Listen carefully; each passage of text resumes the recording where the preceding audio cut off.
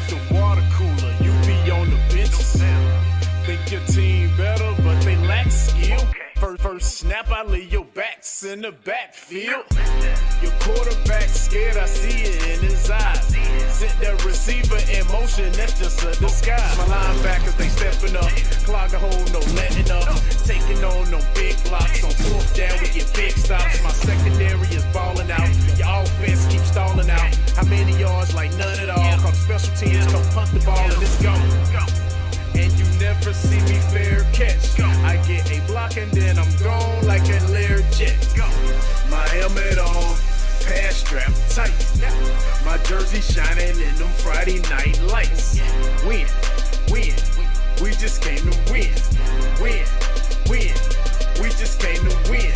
Friday night lights. Friday night lights.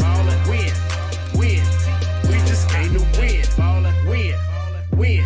We must protect this house. And good evening, everybody. I'm Kevin Hastings by myself right this second. Dennis Davis will be joining me in a little bit. Andre Bush, JP's in the house. We're going to be getting scores for everybody here coming up shortly. Hey, we've already got kickoffs, and so we're going to go ahead and get it out to the fields for you guys. I want to welcome everybody to the Red Zone channel here on KTC Broadcasting. Going to be a fun night. We got live video from Burns to bring you, live audio from 4 other games, and then, of course, live, or I'm going to be live, but scoring highlights as they happen. I will post them. We will show the scores as they happen, posted on Twitter. If you want them before I'll post them on here, you can follow along at What's Up Shopper on Twitter, hashtag KTC Sports, at KTC Broadcasting as well. What you can do if you want to tag us in any, if you're at the games, you got a video of your own highlights. Love to see video of the band, cheerleaders, any of that we can put on the show. We'll be happy to put on them. Scores already in final scores from yesterday. Davidson 38-14 over Jefferson. Wilkes Central 34-8 over Patton are the early scores so far. I'll show those right now. Those are the finals. Those black scores are our finals. Bessemer City and Pine Lake after 0-0. And we're going to head out to, first up, we're going to head out to Shelby. And I'm going to show you a little bit, guys. You're going to get a little preview here of exactly how I changed to these games. But let's see what we got. Window capture. I'm going to change this over for you guys here so you guys can follow along on what I'm doing and how I'm switching over between games. You guys can switch as well. If you go to ktcbroadcasting.com, here at the top of the page, you'll see these players. These are your 3 games here on the radio. Then if you'll scroll down, all the games here are in this player right here, this slideshow. If you'll click on any game, Burns and Kings Mountain game, Fred T. Ford, if you'll click on these artworks, they'll take you to the game of your choice for tonight. So, for example, you want to click on Burns. We'll show everybody what it's Jason Melton for the Mountaineers. And there you go. As Burns will start first and 10 from their own 23. So Burns starts first from 23. So there's how you get to Burns. We're going to mute that for a minute. We're going to head out to, however, we're going to start with Shelby and Crest here on the Red Zone channel. That on the air, just talking to you before the game, that's one thing that Husky has done. He's made people miss, and he did it again that time. So that was a big play, 1st and 10, Chargers at the goal line, 14, first drive of the game. So it's 4th and 3, he gets 6, and that's a CSI Mechanical first down for the Chargers. They, too, have had some kicking woes and picked up a new kicker this week, Jeff, so I can see them probably going for it unless it's just a chip shot. Carson with the carry there. Nice tackle by T.J. Griffin. For not a thing. Might have been a loss of about an inch, but it's going to be 2nd down and 10. So nice play there by that Shelby defensive front, and that front features Jay McNeely, Jaden Pierce, Tyler Boyce, and company. And another handoff to Carson, and this time he gets a little bit more as he gets about 5. Yeah, he's going to get down to that's going to be a 4-yard gain, so that's going to be 3rd down and 6. And again, definitely 4-down territory. Got 2 plays to pick up 6. So Carson gets 0, and then he gets 4. And quickly into the shotgun. 3 receivers wide right. Husky's going to stay in the pocket. Got pretty good time. Now he's going to jump throw to the end zone. Knocked away at the last second. Looked like the intended receiver was Tajay Borders. And it was a really good throw. Borders got his hands on it, and one of the Chargers is down. So that was 15 Borders, and we got an injury timeout. It's going to be 3rd and 6 when we come back. We'll be back right after this. Is your lawn stressed from summer heat? Let Bridges Hardware in Kings Mountain help with your lawn renovation. They have all your reseeding and rejuvenating products, grass seed, fall season fertilizers, and even aerators for rent. Then spruce up your home with exterior paints from Bridges Hardware. Prepare for some serious cool weather grilling with Traeger grills and wood pellets, accessories, utensils, and propane fill-ups. Shop Bridges Hardware at the corner of King and Kanzler Streets, Kings Mountain. Open Monday through Friday, 8 to 7, Saturday, 8 to 6. Call 704-739-5461. That injury timeout was for injured Charger A.J. Adams, younger brother of Maury Adams, who you probably heard us talk about a lot over the last couple of years. So one more 4th down now. Chargers got the 4th down last time, so let's see what happens. 4th and 6 from the 10. Carson, the running back, and Husky's going to do play action, rolls left, gets pressure. He's going to be sacked. Tyler Boyce gets the sack back at the 20, and the Shelby defense holds, Jeff, after the nice kickoff return by the Chargers. Yeah, that time they got pretty good pressure on Husky right away. And, I don't know if there was anybody open or not, but he just didn't have a chance to throw it. So Shelby's going to take it over on the 20-yard line with 8:22 left here in the first quarter. No score. And that's a great sign. That's the first time in a while we've seen that defense come up big like that with a sack, and actually 2 of them on that drive. And now the Golden Lions will start at their 20 with their first drive of the night. Dalen Lee in the shotgun as we see him all the time. He steps up in the pocket. He's looking deep. He's got a man. It's caught. I believe it's Eli Falls. I believe it is, and it's out to the 44-yard line. And the thing is, he is really good receiver.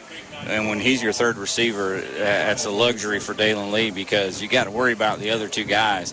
And instead, it falls for a 24-yard CSI Mechanical first down reception. Shelby going quickly. Lee's going to throw it out in the flat. He's got Bridges, gets 1 block. He's got the first down. He's inside the 40, 35, and out of bounds.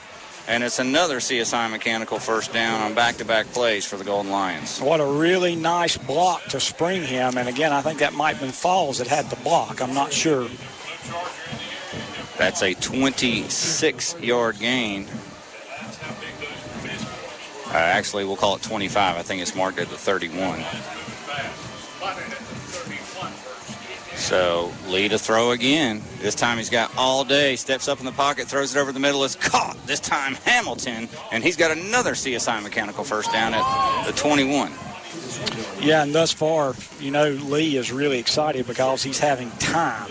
He doesn't have somebody in his face right off the bat. First and 10, just outside the Charger 20. No score, but Golden Lions now driving.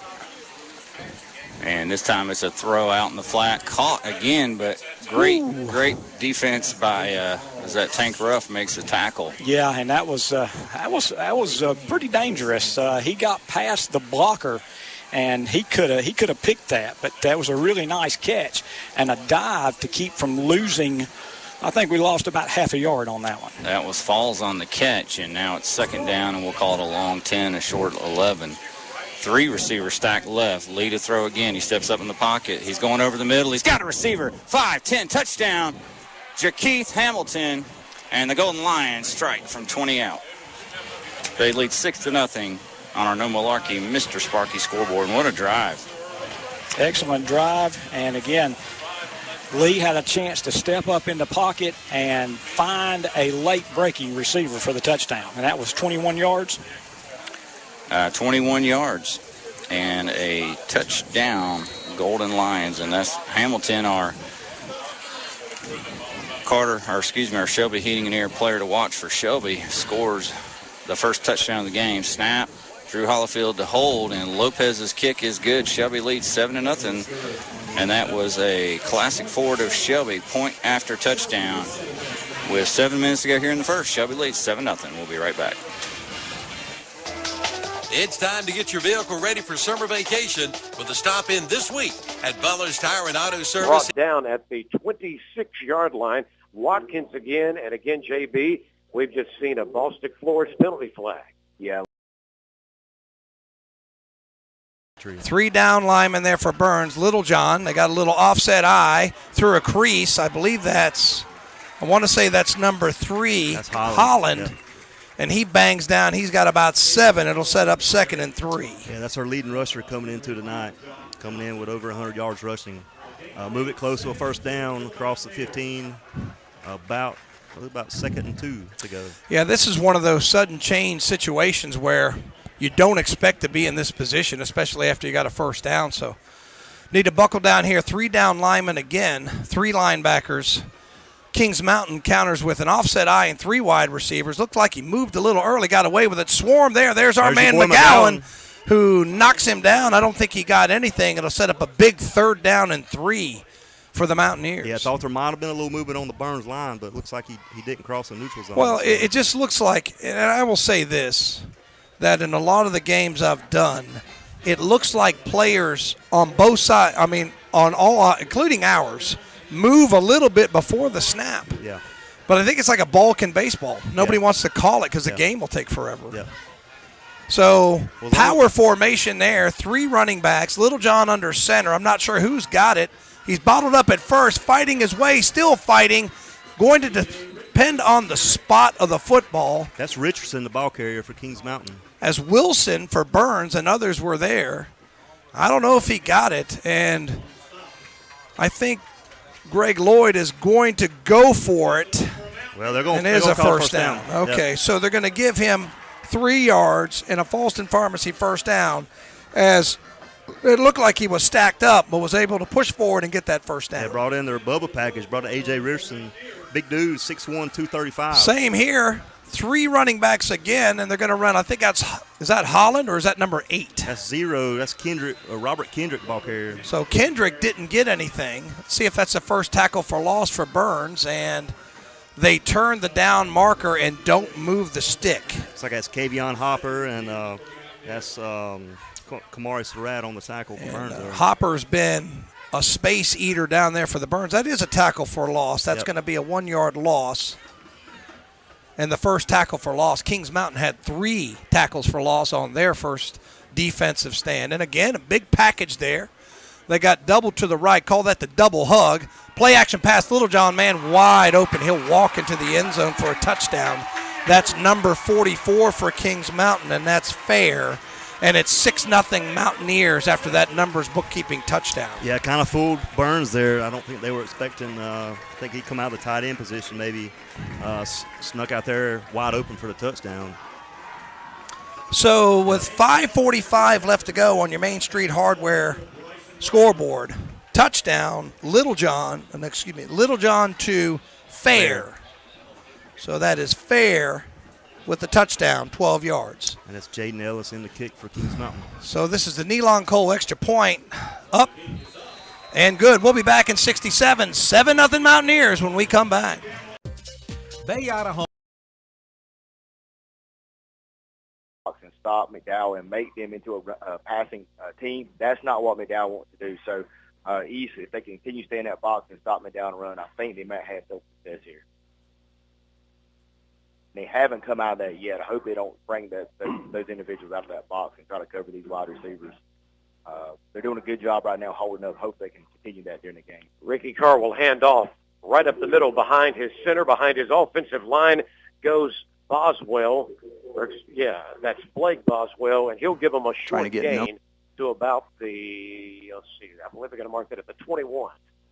I want to keep everybody updated. I got a Chase score, Chase 7, North Gaston 0, 11:29 left in the first quarter.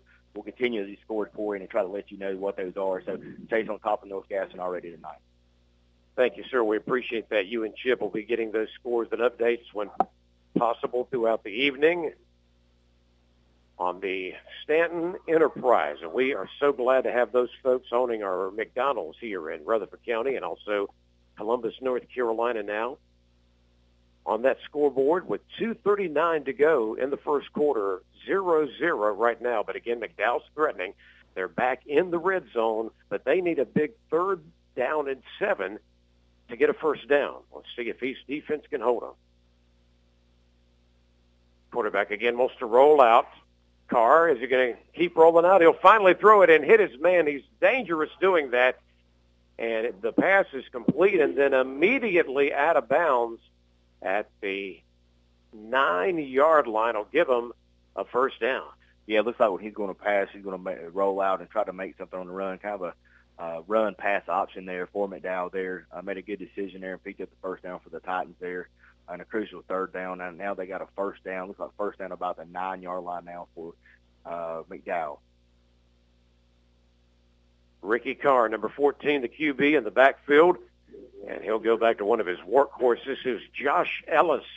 Ellis, number 24, will give them a short gain and take it right to the 5-yard line.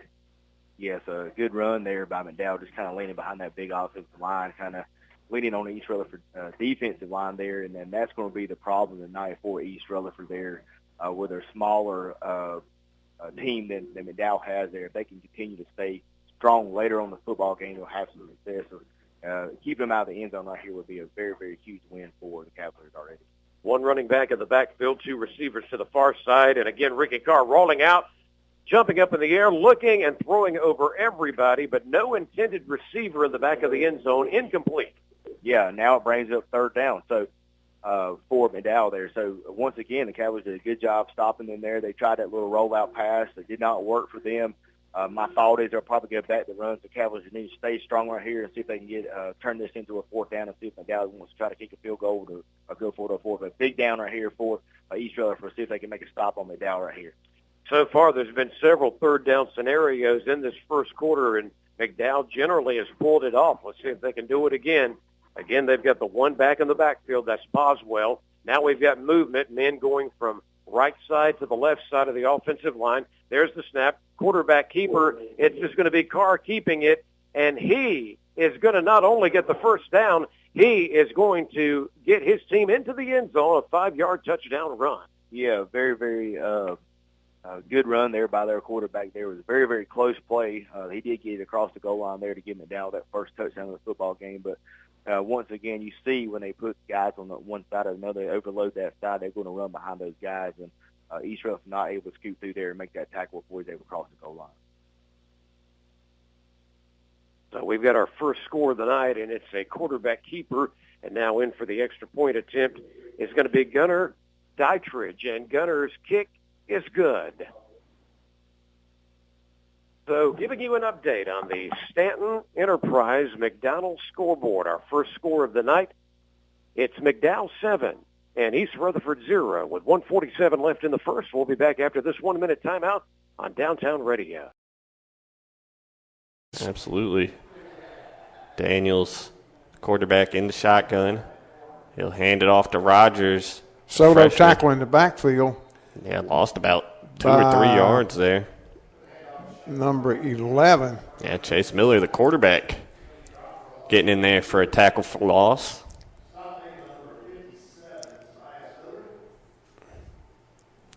think. Yeah, it's a loss of 2 back to the 32, so 2nd and 12 coming up for the Wildcats. Ironmen have them behind the chains here. Need a couple more stops. Rogers goes in motion, and Daniels throws it to him, but throw inaccurate. Rogers can't get to it in the flat, and that'll bring up 3rd and 12. This is where that Ironman defense needs to bow up, get off the field block right. with him as lead blocker, and he does, and Tate goes right behind him and into the end zone from 7 yards out. And Shelby leads 13-0 on the No Malarkey Mr. Sparky scoreboard. Nice block and run there. Absolutely. Couldn't draw it up any better for the Golden Lions. And what they did is Griffin lined up over on the right off the right tackle, Jeff, but right at the snap, he pulled and went in between left tackle and guard, and Tate went right behind him, cut back to the middle, and it was just, he was untouched pretty much into the end zone. Jose Lopez on for the point after. Drew Hollifield, the holder. It's a good snap and hold, and Lopez's kick is good. So he makes good with the classic forward of Shelby point after, and Shelby leads 14-0 with 3:07 to go. First quarter. We'll be right back. 100 years of anything means a lot. And at Honda Motorcycles of Shelby, you'll find over 100 years of combined motorcycle experience. So they must be doing something right. If you're in the market for a new bike, trike, or four... Landrum under center. Still well in motion. Handoff going back the other way. McElwain, he's wrapped up in the backfield and going nowhere. Maybe a gain of 1 on that run. But good defense by West Lincoln as they swarm to the ball carrier. McElwain is your ball carrier, number 50. Curtis Goins in on the tackle. Tackles credited to Curtis Goins. Gain of 1, third down, 14. I think he had a lot of people helping him too. He was the first one to make contact. So now it'll be 3rd and 14. 3 wide receivers, 2 to the left, 1 to the right. They spread things out. Landrum in the shotgun, quick outlet to McElwain over on the sideline. He catches the ball.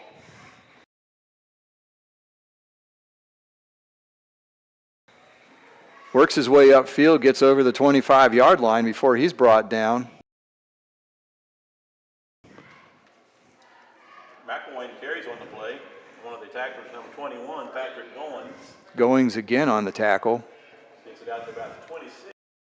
So he gets out to the 26-yard line. It'll be 4th and 5.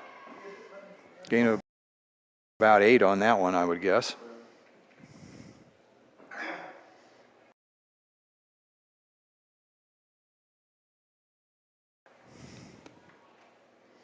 Back to receive for West Lincoln on the punt.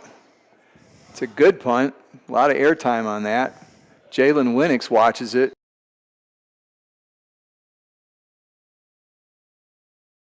Go out of bounds. Tigers punt goes out. And it's marked at the 30-yard line, so it'll be first and 10 for West Lincoln at the 30.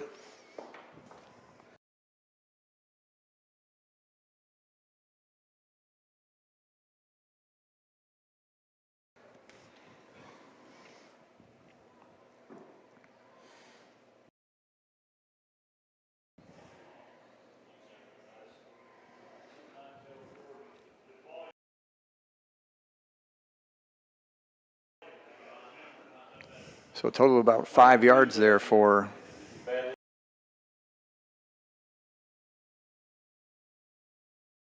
the Tigers on their first possession.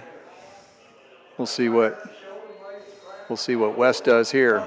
So 1 wide receiver, that's Parker Warlick, out to the left, way out to the left.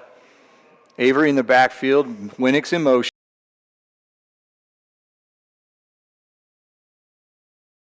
Pitch to Winnick. He goes around the left side, and he's brought down before he can get to the line of scrimmage. Colby Mace shoots through and gets him in the backfield.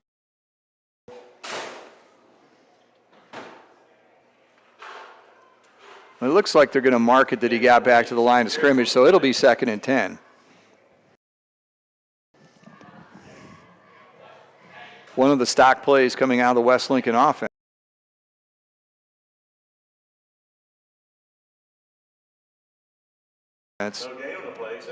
Send one of the wings in motion, pitch it to him.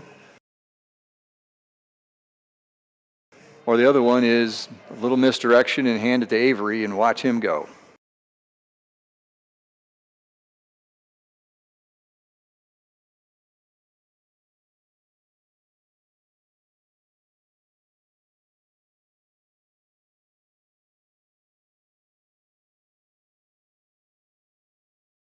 Because it's such a momentum game, especially when Shelby and Crest play. So one big play for Crest, and they're right back in it. 3rd and 10, Husky to throw. Gets pressure from the outside. He's going to have to run, and he's going to take a huge sack back inside the 15. And that's T.J. Griffin. Walked up late, and that's something we haven't seen the Golden Lions do thus far, and it was a great pass rush. So now Crest is going to have to punt. The ball's on their 24-yard line. So that's 4th down and 22. So that's a 12-yard sack by Griffin. Huge defensive play, and Shelby with their 3rd sack tonight. Now, 1 sack is, bad snap. Bad snap. But two good sacks for the Golden Lions. Good snap. Bunts off. Pretty good pressure. Can be fielded at the 48 of Shelby by Bridges. And again, great coverage by Crest, but he gets out of it. He's at the 45, 50, and to the Crest 48. That was scary for a second, Yeah. Jeff. Ends up being about a 4-yard return, but it had the makings of something much bigger once he got out of that first group of tacklers. Yeah, and really impressed with Crest coverage that time. So Shelby is going to be in Crest territory, but it was a good coverage by the Chargers. Shelby takes over at the Crest 48. They lead 14-0 on the No Malarkey Mr. Sparky scoreboard. Still 52 seconds to go in the first quarter here at Sid Bryson Stadium. And Dalen Lee and his offense have looked good so far. He's going to throw. There's a flag down, and it's an offsides on the defense. And so that's our first Butler's Tire and Auto of Kings Mountain penalty, Jeff, and it's a 5-yarder against the Chargers. Yeah, it's in that first game, Shelby against Kings Mountain, it was very few penalties in the first half. Then they started flying in the second half. We almost got to the end of the first quarter with no penalties. So ball moved to the 43 of Crest. And a shorter distance to go. High snap. Lee pulls it down. He steps up in the pocket. He's going to run with it, Jeff. He's going to get to the sideline. I think he's going to be about a yard shy of the first down. Yep. In fact, I think he might be 2 yards. He put the ball out, but where he stepped out was the 39. So it's going to be a 4-yard gain. So it's going to be 2nd down and 1 for the Golden Lions. 44 seconds left in the first quarter. Shelby leads 14-0 and driving on the Crest 39. Yep, with the penalty, it was almost like a 9-yard run. 2nd and 1, and another pre-snap flag comes down. And they're going to call the Chargers offsides again. So that'll be a penalty that results in a first down. CSI Mechanical first down. Result of the Butler's Tire and Auto penalty. And Shelby 1st and 10 at the Crest 34. Falls and Bridges and Hamilton all right. Mylon Daniels, the lone receiver, left. And actually, I believe it's Hamilton left and Daniels right. And they pump fake, and they're going deep. And they've got Bridges at the 15. He makes one move, 10, 5, touchdown, Isaiah Bridges, 34 yards from Dalen Lee. You can't get much more open than that. No, you sure can't. And I think the pump fake froze the cornerback, Jeff, and then Bridges just ran by him, and the throw was made, and then not many guys are going to tackle Isaiah Bridges one-on-one. He made a move at about the 10 and went into the end zone for the touchdown. And Golden Lions are looking really good right now. Jose Lopez on for the Classic Ford of Shelby. Point after. From where that flag was, if there is a flag, I think it's going to be on the Golden Lions, but I don't see a flag. But the umpire was stepping forward, and when he does, that is going to be a 5-yard penalty on Shelby. Okay. So on the point after, there's a Butler's Tire and Auto of Kings Mountain, 5-yarder on the Golden Lions. This will be a 25-point after attempt, 25-yard by Jose Lopez. A little bit concerned where they got this tee. It's about 24 and a half. Lopez gets the kickoff. There's a pretty good rush, but he's good with it. So a Classic Ford of Shelby point after touchdown's good. Shelby 21, Crest nothing. 35 seconds to go here in the first quarter. We'll be right back. Just-in-time plumbing. Daniels takes the shotgun snap, hands off right tackle to Buxton. He gets a nice push from one of his linemen, and he's down to the 29-yard line, a gain of 6 on the play. tackle there. One of the tacklers for the Ironman was Amir Starr. Yeah, I believe Tobias Miller down there too. And looks like Blacksburg will let the final seconds tick off the clock here in the first quarter. So after one, the Ironmen trailing 7-0 here in Blacksburg playing the Wildcats. We'll be back with the second quarter here on WCSL. Make him throw it across his body, and let's see if something good can happen for the Cavaliers sometime at this point in the football game. 3rd down and 17. A big play needed here from McDowell. Carr almost lost control of that snap. Now he's on the run. Can he avoid 2 tackles? He has, but he's not going to avoid the 3rd. He's down at the 40-yard line. They're still over 10 yards away from the first down marker. Absolutely. Number 24, Jordan Dixon, coming up making a stop for East Rutherford there. Bringing up 4th down, as you mentioned there, for Paul. And now McDowell will have to punt the football. Number 11 there, Blake McClellan, looks like back for East Rutherford to be able to receive that pigskin. Yep, it's time for another punt of the pigskin by Quarter Barbecue in Rutherfordton.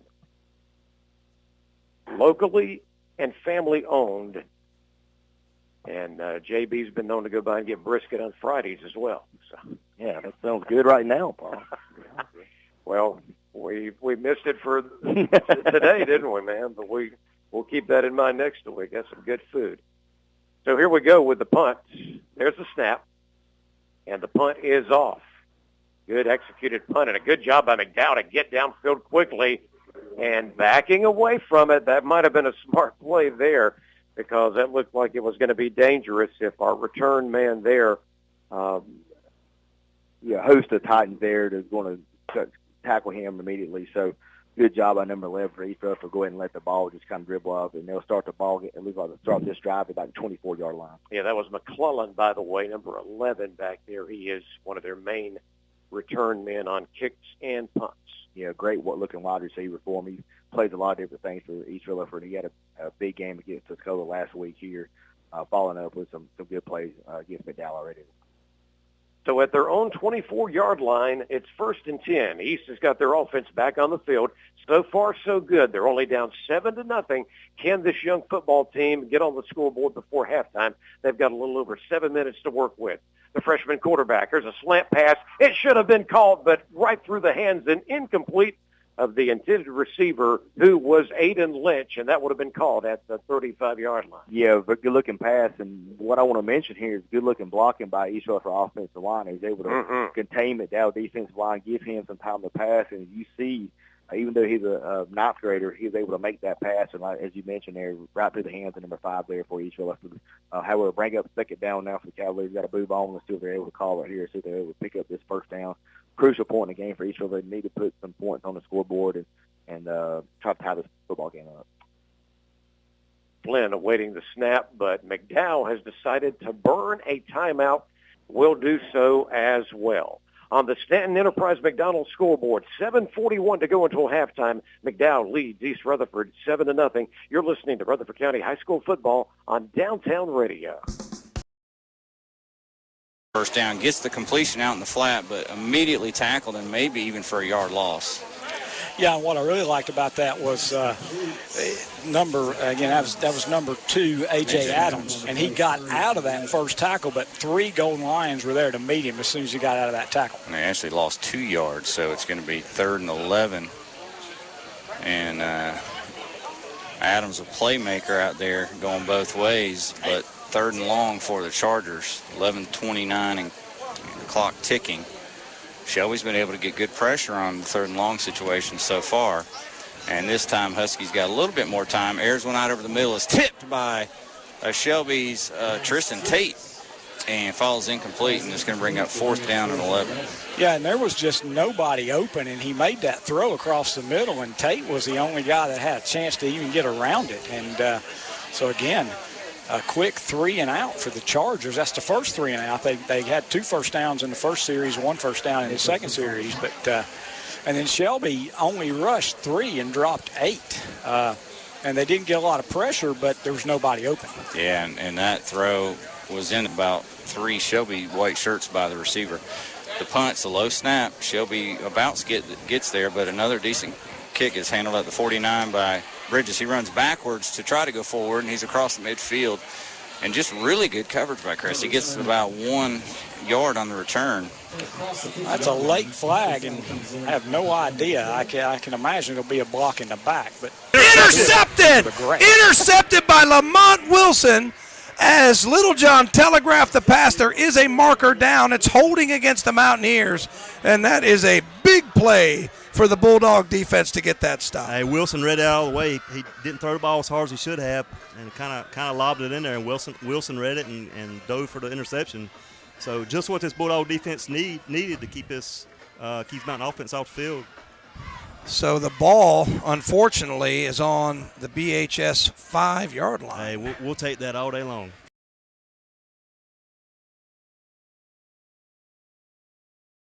Wide to the left.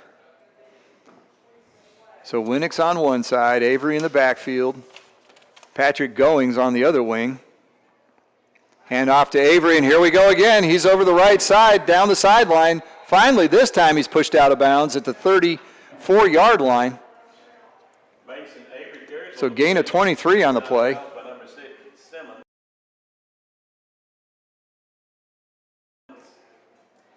Simmons, the punter, on the previous play makes the tackle, forcing him out of bounds, but Avery had another huge hole over the right side. Yeah, getting deep into the secondary before they even get into the end zone. He's going to pick it up and he's either going to be tackled or Shelby's going to come up with the football. It is a safety. It's a safety. So the safety as the ball is snapped into the end zone, and Shelby leads 23-0 now on our No Malarkey Mr. Sparky scoreboard. And that means Crest has to punt it or kick it off back to the Golden Lions, and the Golden Lions will get the ball in pretty good field position, you would think. Yeah, they should. 23-0 now, and what a difference that offsetting penalties made, because Shelby was going to get the ball back with 11:02 left. Now they're going to get it back with 10:57 left. Up by 2 more points. Up by 2 more points. Yep, and they were going to have it at about midfield. So on the safety, you get a free kick, and that means you kick it from your own 20, but you have the option to do a kickoff or do a punt, and a lot of the pros will do a punt, Jeff, because they can get such a good hang time and kick it so far, but Crest is going to tee it up and kick it off. And I think that's still number 69, Derek Mitchell. And he's the old-fashioned kick it with your toe, straight on kicker. He's kicking off from the left hash. And gets a pretty good foot into it. It's going to drive. It's actually going to go out of bounds, Jeff, at the Shelby 31. So that means they should get it at the 35 or re-kick it. Decision time. Yeah, you can force them to kick it back off from the 15 and surely get better field position than the 30. And they're talking to the Shelby coaching staff. Let's see, you generally get that ball at the 35, and so you probably get it about the Crest 45. Because they kicked it off from the 20, and if you kick it off from the 40, you get it on your 35. But it does look like they're going to have Crest kick it again. Yep. So they'll move it back 5 to the 15, and the Chargers will re-kick it. And again, we'll see if they choose to kick off from the. So that's a 5-yard penalty. Right. And that'll be a Butler's Tire and Auto of Kings Mountain penalty. And they'll kick it off again, and they'll do it from the left hash again. 10:57 still on the No Malarkey Mr. Sparky second quarter clock.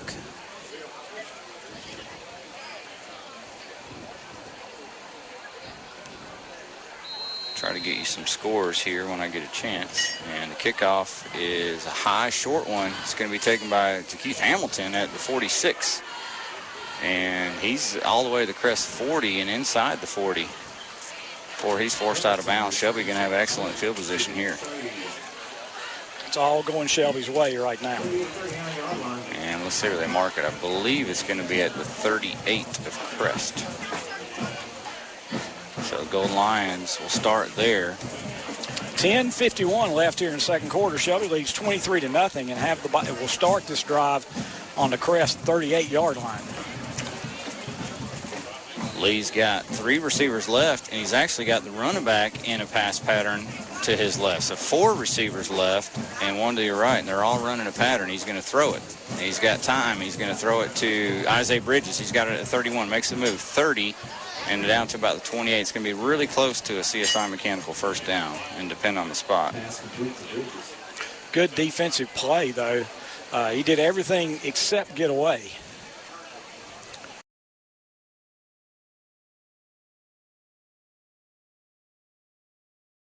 Lincoln, 23-yard touchdown. Jalen Winnick.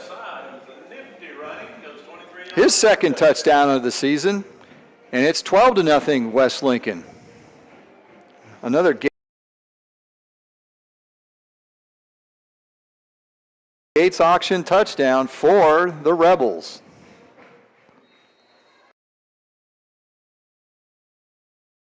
Sellers on to kick the extra point. Allen holding. Snaps better. Kick is up. And this time it's good. So with 4 minutes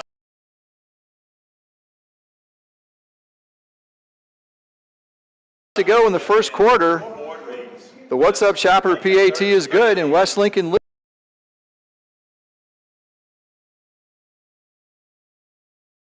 right on the stick. leads 13. Are they coming we'll be out? back for the kickoff after. I mean, why would you not? I mean, y'all chain game might as well go home if you're not going to measure this one. Here they come, finally. I mean, that's what you live for is a chain game. I mean, come on now. It's going to be a nail biter. It's going to be within inches. I think it's probably 2 or 3 inches short. Okay, and they're going to put it down there. And the measurement is about 2 or 3 inches short. I could tell because the ball's at the 29, and they've got that stick just in front of the 29-yard line. Well, I can tell you what Coach Vine's going to call here. I'm pretty sure he's going to go for it. Oh, yeah. I just don't know what the play call will be. Yeah. I remember last time on 4th down, they threw a 30-yard touchdown pass to Allen. I don't know if they'll do that. They're probably looking to pick up the first down here. If you're just joining us, 7-0, 9:09 left first quarter. I tell you, if Jeremiah Norris is back in the game, I can tell you who I'm going to give it to if it's me. Let's see, and it is Norris back into the game. I'm going to take a wild guess and say it's going to give it to Jeremiah here. Clock will run now, 9:09 and counting in the second quarter. Burns down 7-0, trying to get back in this thing. Little pistol set, little extra beef on the right side. Let's see if that's where the ball goes as Mooney tries to draw him offside. 9 on the play clock as Mooney drops back again. And they will snap it, and it is Norris, and he bulls his way. I don't know. It depends on the spot. That ball's going to be hard to spot. No, they're marking him short. They've marked him for a loss, and it's going to be a Kings Mountain football. Well, let's see where they spot it. You never know where the officials will come down with the ball. Nope. They marked him for a loss. So another Ted. I mean, that's just tough. And Burns doesn't have many sets where they go under center. Well,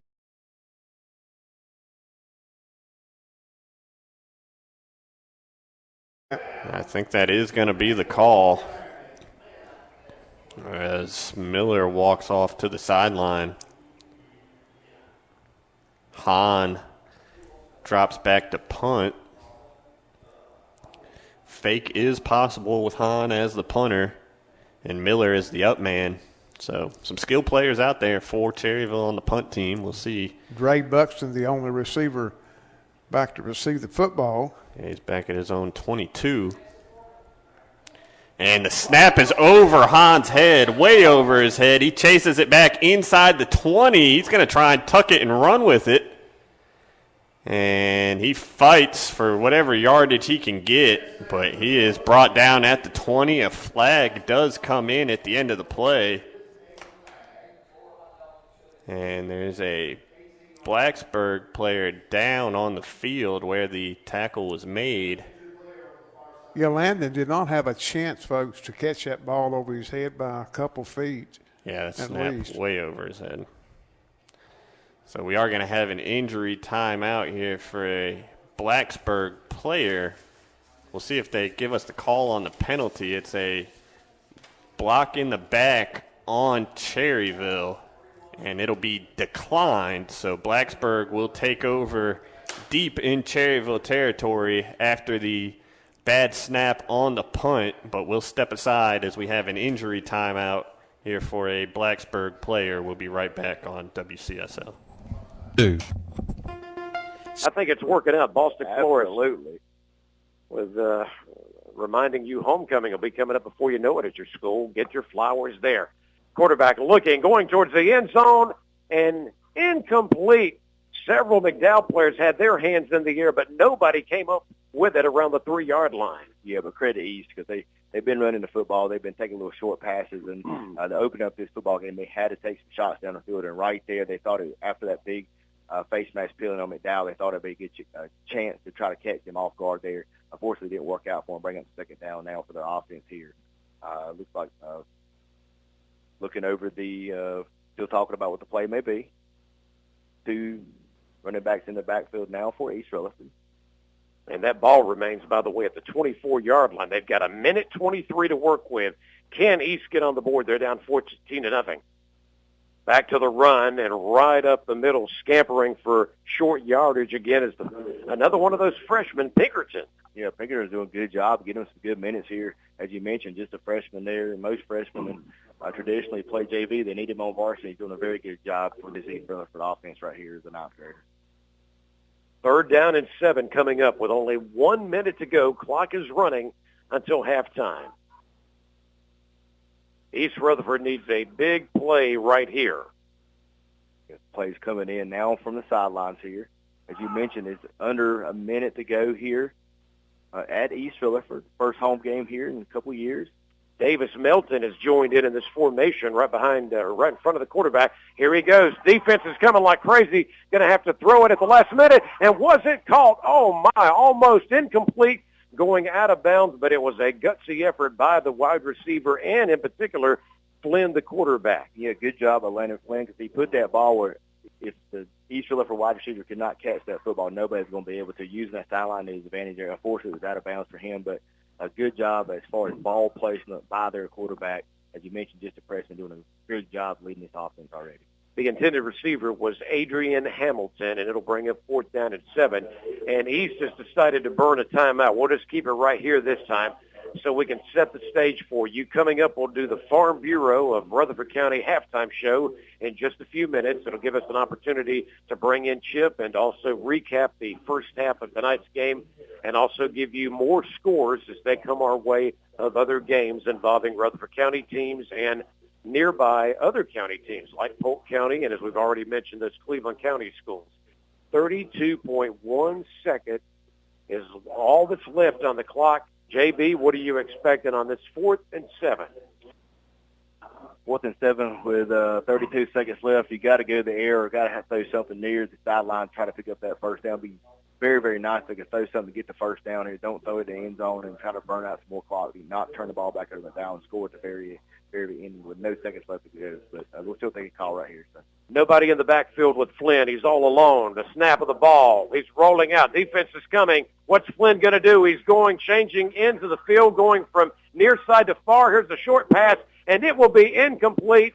And all of that work just did not work out as he just couldn't find anybody to go to under pressure. Yeah, but he did make the big mistake, which would be throwing an interception right there and let McDowell have good field position. So even though he was actually turned back towards the opposite side of the field there, he didn't make the crucial mistake there. That's easy to do with a freshman. So still, 14-0 right here. If East can stop them from scoring with 22 seconds left, going to halftime down 14-0, I feel like that's pretty good. Considering, they didn't have a football team last year. They got a lot of young players playing. So right now, East is still playing pretty well, even though they're down 14-0. McDowell's offense will take over with 22.4 seconds to go at their own 20-yard line. It'll be 1st down and 10, and they'll keep it on the ground right here, one of the big backs. This time they go to Blake Boswell, who will give them 2 yards. Yeah, I figured that'd probably be the last play of the half for McDowell and East. East still is in this game. That's the good news. Yes, McDowell scored twice, Some people, though, when you got a team rebuilding, all these young players, and you didn't even have a varsity team last year, you wondered if it might be a 3 or 4 touchdown lead at halftime, and that's just not the case. So that completes our first half of football here tonight on the Rutherford County High School football game of the week. And on the Stanton Enterprise McDonald scoreboard at the half, McDowell leading East Rutherford 14-0. Shakes off another tackler before he is swarmed for the sack. Loss of 5 there on first down. And make it 2nd and 15 at the 25. And the Ironmen trying to get Hahn down the field, but just not enough time for Miller to get it to him. Was able to evade 2 rushers, and then finally the next 3 all swarmed him. He didn't have a chance right there, really. No, he did. He almost created one for himself, but he was under pressure before he hit his back foot. And that keeps the clock a-ticking, Matt. Yep. 2nd and 15. Now 2 running backs to either side of Miller in the shotgun. They're small. And Brent and I are just about too old to read those things. So we'll give 3 to Key, and he stays in there. Ball on the right hash, 2 receivers left and right, and he gets the handoff again, and he's got a CSI mechanical first down and more. He gets the 3 needed and maybe another 1 or 2. Good, hard-nosed running, and that's what we saw from Jamie Hauser invites. We've seen from Tate before Key got back this year as well. 1st and 10, Shelby. 6:50 left here in the first quarter. Golden Lions lead the Chargers 23-0. And I think my eyes deceive me again because I think that was Tate now that I look. So I'll know for sure after this play. 1st and 10, Shelby. Shelby's couldn't figure out who was supposed to be on the line of scrimmage and who wasn't. So they did not get set for the requisite 5 seconds. And those are penalties that will drive you crazy as offensive coordinator. So that was Tate on the 4-yard run. And that gave Shelby a 1st and 10. But now we've got a 5-yard Butler's Tire and Auto penalty, and it'll be 1st and 15. Last time Shelby got in more than 10 to go, they weren't able to take advantage of the and move the chains. Nope, it's still Norris. I might have brought in Wilson for that one. He's the bigger guy. But Norris is going to stay. Did a good job keeping him off Mooney, giving him the time. As Mooney's in the gun, here comes the Kings Mountain pass rush again, and they're going to get him again. And they're just unable to stop that Kings Mountain pass rush, and that's an 8-yard loss. They got Simpson on the sack there for Kings Mountain. Yeah, they're really bringing the pressure. You know, they got some big boys up front there. That is the 3rd sack by the Kings Mountain defense. 4th down and 20, and Johnny Johnson will be in to punt. How many receivers on the far side? I saw 5 at one time. There's 3 now. No, one of them has come out. Yeah, they're trying to get it figured out. 2 receivers for the far side. Yeah, those are the only 2 receivers in the formation. I believe it's Hahn and Sisk. Miller looking that way. He'll throw to Moss in the flat. Moss puts his shoulder down and gets spun around. Picks up about 9 on the completion, but it'll be well short of the first down. 4th and 9 coming up for the Ironmen. Ball at their own 31, so it looks like the punting unit will come back on. I think you're right. I see Landon Hahn back to hopefully he'll get the ball centered to him this time where he can get a punt off, Matt. Yeah, the last snap sailed over his head. Ended up giving Blacksburg very good field position, which they turned into a touchdown. Kanye Tate back at his own 40, and they're going to fake it. Miller looks to throw. He goes deep for Ward, who catches it. What a trick play dialed up by Coach Pruitt right there, and it gives us a Medical Center Pharmacy first down to the Blacksburg 40. Caught me off guard. Absolutely. They snapped it to Hahn, who handed it off to Miller, and then Miller threw it downfield to Josh Ward. Folks, Josh Ward made a fantastic catch on that ball. Absolutely. He went up to get it. Matt, yardage on that was what, 30? 30, 31? 31, I believe. You're right. So Ironman moved back into Blacksburg territory at the 40. Fresh set of downs after that trick play on the punt. Miller takes the shotgun snap, drops back, pump fakes, goes deep for Hahn again. Hahn wants a flag, some hand checking over there with Kanye Tate. Number 1 going up against number 1. Landon still, Landon, you cannot go to that ref and I think he's coming right to the rail. There's a flag down back near the line of scrimmage. A couple yards deep in the backfield, actually. Tobias Miller pointing Blacksburg's way. See what the call is. Here it comes. I think maybe they are going to call pass interference. The head official was coming out to talk to the coach of Blacksburg. I believe the interim coach is Josh Batchelor. Personal foul on the defense, so that'll behind give the defense is caught. Touchdown, Chargers. 34 yards. I believe that's Javarius Green, and the one man you don't want to leave open was open there for the touchdown. And the Chargers with 4:54 to go are back within a couple of touchdowns. That time, Husky did a good job of buying himself some time by rolling out left. And I think what happened, Jeff, is he had so much green in front of him, the safety thought he might take off and run, took one step up, and he lofted it over his head, hit Green for the 34-yard touchdown. And it does look like Crest is going to go ahead and kick the point after, and this is their new kicker. What's his name, Brent? Jackson Wilson.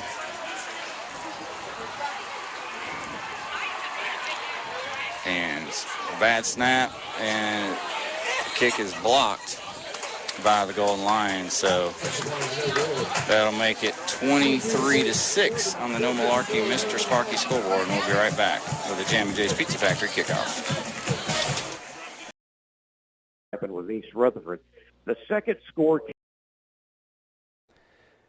And as I said, a flag came out after the play. Things got a little chippy down there.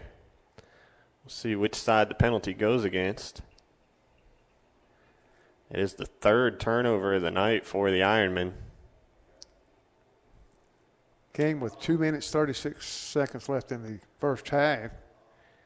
And backing up. Yeah, it looks like it's going to be another personal foul against Blacksburg. So that's 2 personal foul penalties called on the Wildcats in the last couple minutes. So they'll back up half the distance to the goal. And we got a timeout. Yeah. Would have been starting at the 10. Instead, they'll start at their own 5 after we come back from the timeout. Cherryville trailing 17-0. 2:36 left to play before halftime. At United Bank. Chance to look.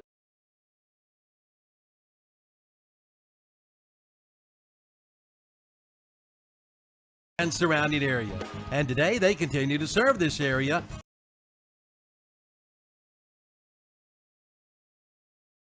Here.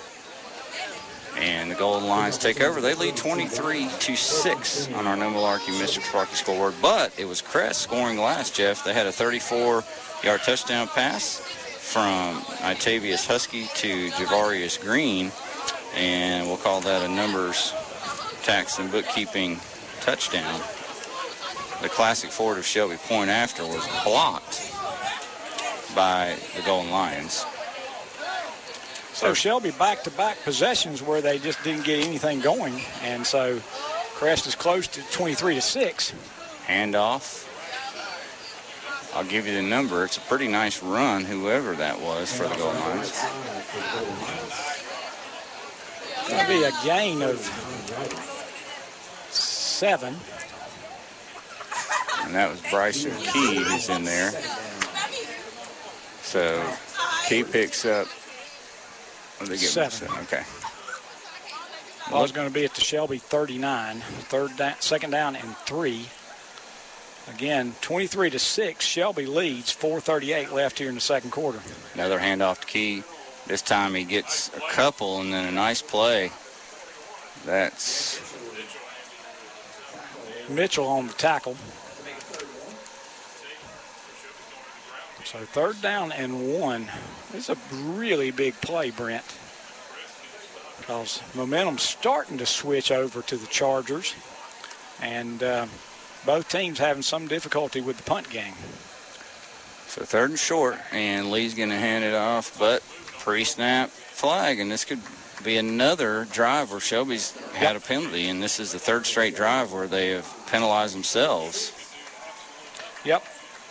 I'll tell you what, you know, and I know I want the run game as much as anybody, but they passed it all over Crest. It's forced out of They bounds just stopped passing by number And 42, Kevin Romero. They have dropped a So few. it'll be 1st and 10 for the Rebels, just short of midfield. A couple other scores around the area. Chase leads North Gaston 7-0.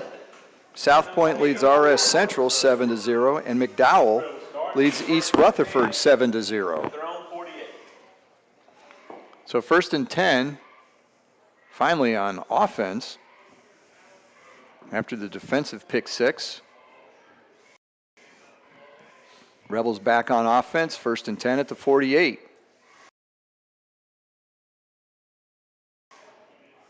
In motion is Drew Ponder. Hand off to Avery. Now, Goins keeps it. It looked like it was going to Avery. I'm sorry.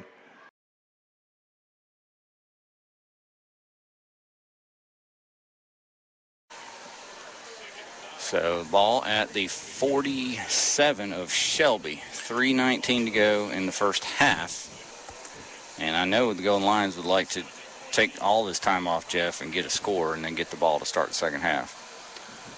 2nd and 9. And another flag comes out. And they're going to call Shelby again for a 5-yard penalty. So Shelby cannot get out of its own way here. Another Butler's Tire and Auto 5-yard penalty. Coverage. It'll be 2nd down and 14. Side of the field. Let's see. I can't tell if it was Surratt. I think it was Surratt 15. Yeah, that's Kamari Surratt. Excellent coverage. Pretty deep and well-thrown ball there by Littlejohn, but well, you had single coverage on the outside, Yep. and I couldn't tell the Kings Mountain intended receiver, but Yep. single coverage on the outside, take a shot, you know, and that's what Greg Lloyd's going to do. You know, he's not afraid to challenge those defensive backs back there. That'll bring up 3rd and long, 3rd and 17. Yeah, 3rd down, 17. They might be thinking 2 plays here. And in the shotgun is Littlejohn. He's got all day to throw it. Lets it go a little high. Is it in bounds? They're going to give it to him. And that's all the way to the 26-yard line. It's going to be 4th down and maybe 1 or 2 after that 15-yard pass. Credit Bryson Brown. He caught that and got his feet down. That was a good catch. So Surratt on the coverage. They mark it at the 28. Still got 4th and 2. Big play here. Yeah, huge play as Burns trying to get their personnel on the field. Kings Mountain with a big package. It's like Burns is going to call timeout. Yeah, good timeout for Burns. We'll take it with him. We'll be back in 60 seconds. 7-0 Kings Mountain on your Main Street Hardware scoreboard. Come see the all-new Bobcat CT1021 and CT1025 compact tractors. Now available at West End Sales in Vail. It's great for maneuvering around the barn, sheds, and landscaping. It's perfect for mowing. Features include 4-wheel drive and a 21 and 25 horsepower diesel engine with hydrostatic transmission. See it today at West End Sales, Highway 18 North in Vail. Online at westendsales.com. See their page at whatsupchopper.com and like them on Facebook too. Hey y'all, it's Matt and Jennifer from Wright's Jewelry in Boston. We are your go-to shop for custom designs, From new engagement rings to one-of-a-kind Wright's custom jewelry designs. including divorce rings. Yeah, we can do it all. Mention football to receive. And they hold them to a 17-0 lead. Daniels rolling to his left under pressure and just throws it away out of bounds. That'll stop the clock and bring up 2nd and long. Got some scores from elsewhere in the area. Kings Mountain still leading Burns 7-0, a defensive slugfest over there. Shelby up 23-6 now on Crest, so Crest is on the board. West Lincoln up 27-7 over Ford. East Lincoln leads Lincolnton 13-0. McDowell up 14-0 on East Rutherford. Chase leads North Gaston 21-8. South Point up big, 28-0 over RS Central. High Brighton leads West Caldwell 28-7. Pine Lake Prep up 14-0 on Bessemer City. West Meck leads Ashbrook 6-3. Reynolds leading Alexander Central 28-0. And then finally East Burke 14-13 over Patton right now. Thank you, Matt. As I was running through those scores, we had a false start penalty on Blacksburg, backs them up five more yards. So 1st and 20 now at their own 13. We got 27 seconds left to play. Be surprised if they don't just run the ball here and try and get to the locker room before they get called for 2 or 3 more penalties. He got 11, 12 11 penalty, 65 yards. And Daniels immediately under pressure and completes it again to Cobb. And he picks up about 15 there on the completion. That's been their best play, is just snap it to Daniels, don't block anybody. Let him run around and find somebody open. And I think Blacksburg will just let the clock run out here and take it to the locker room at halftime. The Ironmen got to make some adjustments in the locker room here, trailing 17-0 at the end of the first half. The offense still trying to find its footing. It's been tough sledding for the Ironmen. Absolutely. We are going to step aside for a couple of minutes, and we will be back with the Bean Brothers Hardware of Lincolnton Stadium halftime show when we return on WCSL. At Williams Auto and Truck Sales in Cherryville, they offer competitively priced. Big 63 in the middle for Burns, and that is Maddox. Avante Maddox slams him to the ground for a 4-yard loss. Wow, I don't think Little John saw him coming. Absolutely leveled him. Big-time sack there by Maddox. Wow. 30 seconds left, so what I'm thinking is one more play and then an Ellis field goal attempt if they don't get it in the end zone. Yeah, they're saying no timeouts on the scoreboard. Yeah, 20 seconds left, and they're trying to hustle. And triple wide receivers, as in the gun, Little John. Man moved early. Again, they're going to throw it up to the end zone. Man-on-man coverage. Surratt out there with him. Plays the ball, knocks it away. As Surratt has been money over there with a man coverage. Looked like number 6. It was Sanders out there, the attended receiver for Kings Mountain. Oh, excellent coverage. Another good play by Surratt. The jump ball situation. Saw it early and was able to get a hand on it. But, as we said earlier, 34 Ellis does have a big leg. So what is the yardage on this field goal here, Tom? Well, they're going to spot it. Let's see where they spot the ball. The snap is going to come from the 26. They're going to spot it at the 33, so it'll be a 43-yard officially, a 43-yard attempt. Pretty good kick for a high school kid, but this kid's got the leg. If he can get it between the crossbars is the only issue. And snap back. Ellis comes up, and no good. As it's off to the left, and the Burns defense, what a stand. As the big sack by Maddox knocks him out of field goal range. Time has expired, so it's time for the Carter Chevrolet halftime show. 7-0 Kings Mountain. What a stand, Matt. I think he might have got a tip on that because he did. 23-6 Shelby, but Crest on the move. They're at the Shelby 25, 2nd and 10. Hand off to Carson around the left side. He's got a hole. He's at the 15, the 10, and inside the 10 to about the 7. And again, they catch Shelby, I think, a little off, they were thinking pass, and they hit him with a run, and he had the biggest hole. You could drive a truck through it there on the left side. It's going to be 1st and goal at about the 7, maybe the 6.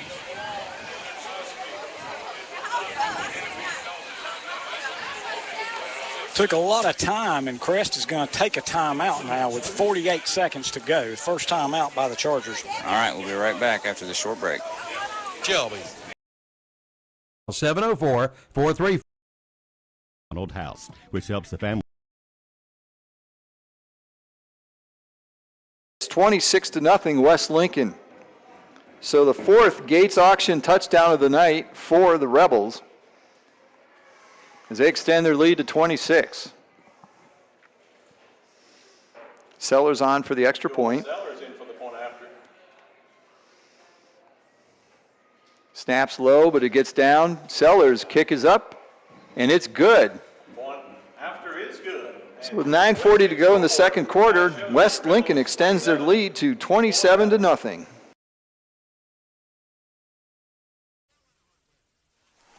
All right, 48 seconds to go. Chargers knocking on the door. They've got first and goal at the Shelby 7-yard line. They're trying to close the gap on this 23-6 Shelby lead. They're in the shotgun. One running back, 4 receivers, and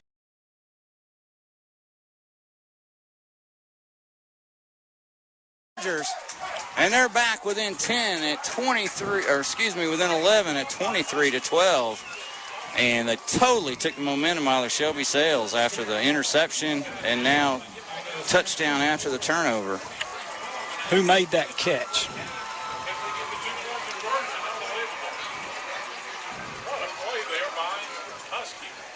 I can't tell who made the catch. We'll have to get with the Fosters. And Crest is going to go for 2, Jeff. They've had trouble all year with the point after to the point where they've only attempted 1 before tonight's game. And tonight they went for the extra point, and it got blocked. And so now trailing by 11, they're going to go ahead and try to go for 2 and see what they can get there. Who got the catch, Jeff? Still not sure. 26. Finn, number 26, Finn Allen. So that was a player, nobody, even the Fosters were having to ask who that was. Finn Allen, number 26, on the 7-yard touchdown catch. And Chargers going for 2. Again, gotta love high school football. It's all about momentum. Snap back to Husky. Does he hand it to Carson? Gets a carry, and he gets stopped. He stopped. So Shelby stops it, and they lead 23-12 on our No Malarkey Mr. Sparky scoreboard. We'll be right back with the Jammy J's Pizza Factory kickoff. They do it all at All-Ray Tire Center in Cherryville, Shelby, Forest City, and Morganton. All-Ray Tire is locally owned and operated. Just underway with McDowell 14-0 in the second half. Yeah, good-looking young man there. Pinkerton is really, really hard runner for East Rutherford. There is a good-looking punt, and this is going to bounce by, and no opportunity for a return this time for Josh Ellis. We talked about Josh. He had several successful carries for the offense of McDowell. JB, that's one thing I'm liking that I'm seeing so far. Excellent punting and kicking by East Rutherford. Well, you should be liking it. That's about a 60-yard punt of the pigskin there for that young man for East Rutherford there. He's a very, very good-looking punter, probably one of the best I've seen since we've been college football games here on WAGY. So he looks really, really good, and that young man maybe gets some offers. That was literally a 60, 65-yard punt there. Sets McDowell up deep in their own territory right here to open the second half. The punt of the pigskin presented by Corner Barbecue in Rutherfordton, home of barbecue that is cooked right there on site. You can smell it coming up the highway. Back to work goes McDowell. Their quarterback wants to go to the air, and he's in all kinds of trouble. That ball might have actually been tipped. I think it was tipped by the I think it was. Head official there called that the tip pass there. So now we'll bring up second down now for McDowell there. East Rutherford, let's see if they change some things defensively, come out, make a big stopper here. It'd be good to stop them deep in their own territory here and turn the ball back over their offense here. See if they can put the points on the scoreboard. We're starting to see some good defensive pressure on both teams. I have a feeling unless this thing, one of these offenses busts wide open, this could be a really tight game going down the stretch. Let's hope so for their first game. Ricky Carr looked like he wanted to go back and pass. They're going to go right to their big fullback, and he is going to push some tacklers with him right up the middle. And that looks like that gain's going to get them at least to the 17-yard. Well, that might have been Boswell that time. And that's where McDowell's going to have some success, just running the football, their big offensive line, see if they can wear East Rutherford down right here. Hopefully East will be able to rotate some guys in there and keep this game tight. But I know that McDowell wants to run the football here in the second half. It is 3rd down and 4, so just 4 yards needed to keep their offense on the field. They've got one back in the backfield with the QB. They've got double receivers to the near side, and it's a quarterback keeper, and Carr is going to go straight ahead, puts his head down, and appears to have the Meepoblito first down. It looks like they're going to move the chains there for McDowell. But good job, still East. They have not given up a lot of big plays there. They're keeping everything inside there. They're giving up about 40, 50 pounds per player there on the offensive versus defensive line there. So they're staying strong. They're doing a good job. Once again, they're only down 14-0 here. So let's see if they can make it a stop right here. They need a stop right here on defense so they can get the ball back to their offensive spread unit. And they'll go on the run again, and that is, again, Ricky Carr. And all of a sudden, Carr is deciding instead of handing it off, QB is maybe going to keep it a little bit more. He did have a touchdown earlier tonight, a 5-yard touchdown run. This time he takes it to the 29. What does this add to the game for them, you think, Chip Carter? Just another dimension of to the offense, something else for East Rutherford to have to think about. They've done a good job of trying to keep this game close. I feel like it's early in the third quarter, but this is a big drive for them. They don't really want to fall down three scores. Carr is on the roll this time, rolling out. He's going to let it fly, but he's going to overthrow everybody. The intended receiver, Jeremiah Ellis, was out in front of about 3 defenders. However, the quarterback just couldn't place the ball at the right space, which would have been, by the way, the 40-yard line of East Rutherford. Yeah, we mentioned Jeremiah Ellis a little bit earlier there. For McDowell, 6'4", 225 pounds. Good-looking tight end for McDowell there. East Rutherford had 3 guys trailing him. Just overthrown by the quarterback there for McDowell. Brings up a big third down here. You hear the bells going off here at East Rutherford. A lot of excitement in the crowd now. Let's see if they can come up and make a big stop right here on third down. 7:52 to go in the third. It's 14-0 on the McDonald's scoreboard. McDowell leading East Rutherford. They need just 2 yards for the first down. Quarterback keeper again. He's going to take it to the outside, far side of the field. And again, it looks like Carr is going to be very close to the marker. If he didn't get the first down, he's very, very close to that. Let's see what the official ruling on the field will be. Bring up a Meepoblito first down there for McDowell. Move the chains once again for the Titans right here. Second half. You can enjoy your favorites in the restaurants of Meepoblito, from Shelby to Morganton to here in Rutherford County, but also you can order online and pick it up. Do so at meepubs.com. So a new set of downs, and just across the 30, they'll start here, and going on the run, got a hole, and making all kinds of things happen out to the 44-yard line, Josh Ellis.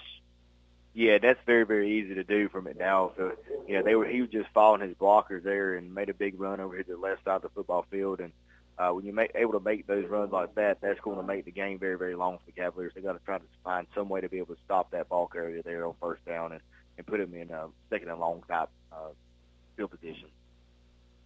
And by the way, that's a back-to-back Meepoblito Mexican restaurant first downs for McDowell.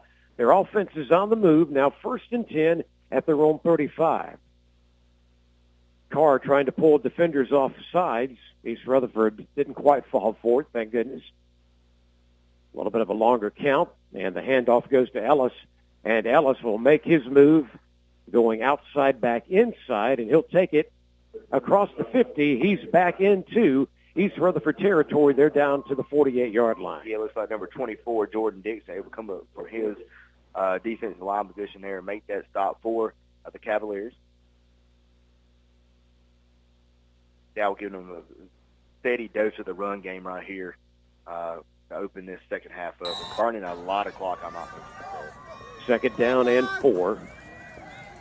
Again, they go right back to Ellis. They're just trying to wear down this defense. Josh Ellis this time will get no further than the line of scrimmage, the 45. So, Chip, they really want to try to maybe wear down this East Rutherford defense, but at least they did a good job holding up there. You think about what McDowell's done this game. You hear the old adage about having the run game to set up the pass, starting the run game early. It's almost been that in the reverse for McDowell. Other than the opening drive, they really were primarily or for a large part passing in the first half, and they've kind of made East Rutherford keep them honest about that. And now they're taking advantage of it and just pounding inside, using that. You've heard JB talk about it all night. The strength of that line that McDowell has, they are really trying to make it a battle of attrition in the trenches there. And they, so far this drive, they've been able to do so. Yeah, it's all tackle type stuff that McDowell's able to to do right now. When you're able to run the ball efficient like that, get 4 or 5 yards, it's going to make it a very, very long night for East Rutherford. They've held up so far defensively, but once again here in the second half, McDowell's kind of leaning on their defensive line, making things happen in the run game, and picking up a lot of first downs already. And, gentlemen, that was so close to a first down that they wanted to bring up the chains and officially check, and it is another Mi Pueblito Mexican first down. And remember, Mi Pueblito offering over 100 Mexican dishes. Now it's first and 10 at the 45 of East Rutherford. Quarterback keeper, straight ahead goes Carr, and he's down at the 42-yard line. Yeah, a gang of East Rutherford Cavaliers, they are making a stop, led by number 58, Jay Twitty there. Seniors there for the defensive lineman for East Rutherford coming up and able to stop for the Cavalier defense. Do have an update from Chase. It's halftime there at North Gas. It's Chase 44, North Gas 8. Trojans taking care of business once again. Yep. If they go on to win that game, they'll be staying undefeated and go to 3-0. And by the way, our game kicked off about 5 minutes early, and it has moved along pretty fast tonight, so we may be ahead of a number of other games in the region tonight. Carr rolling out. When he rolls out, he likes to pass a lot of times, and he's just going to do a short pass, and he is going to hit his big man this time. Haven't had a chance to mention him in some time, and that is Hayden Haynes, number 44, who will take the ball just inside, we'll call it, he's down at the 34-yard line. Yeah, and Chip and I was talking a little bit ago. We know what McDowell's trying to do right here. They're run. They're going to try to set up some kind of play-action pass, maybe hit something deep down the field right here. So, once again, East Rutherford keeping those defenders in the box. We'll see if McDowell uses that to their advantage as the game goes along.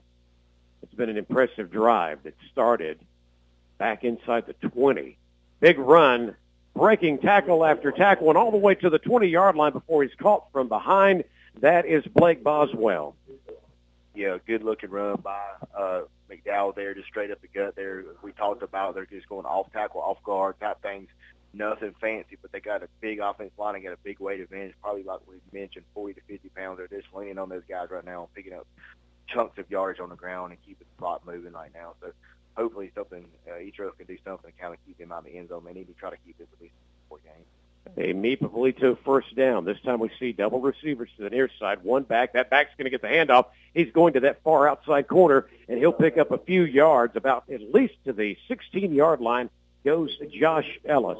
Yeah, number 2, Coleman Tisdale on the stop there for East Rutherford. We bring up about 2nd and 5 now for McDowell.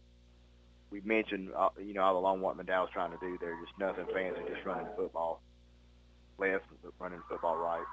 And it's wearing East Rutherford down. We mentioned there, I think McDowell's got 42 players. East Rutherford probably has about 30. They're not able to rotate as many guys in and keep it fresh there. And you see this kind of wearing on them out here in the second half. 2nd down and 5 coming up. Again, that formation with the one back, double receivers, and everybody else packed in that offensive line. Up the middle, breaking the initial tackle inside the 10-yard line. Another big carry there. That might have been Boswell again. We can tell you that we do have a Ballstick Florence penalty flag down.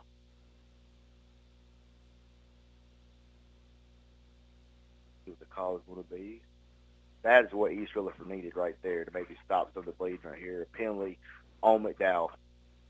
That's big time right there, especially you see McDowell getting into the red zone, threatening to score again right there. They've worn that. This has been such a successful drive for them on so many levels, a long, sustained drive, taking more time off the clock as they hold a 2-touchdown lead, threatening to extend that lead once again to 3 touchdowns, and just been wearing down East Rutherford in the trenches. That penalty couldn't have come at a better time for East Rutherford. Absolutely. I totally agree with you, Chip, there. They really, really need that penalty to kind of get some momentum and get them in a second and long type position. Now McDowell maybe have to do something different here on second down. Let's see what they come up with. Carr will roll out. No, we thought Carr was a fake and right up the middle and taking it all the way to the house.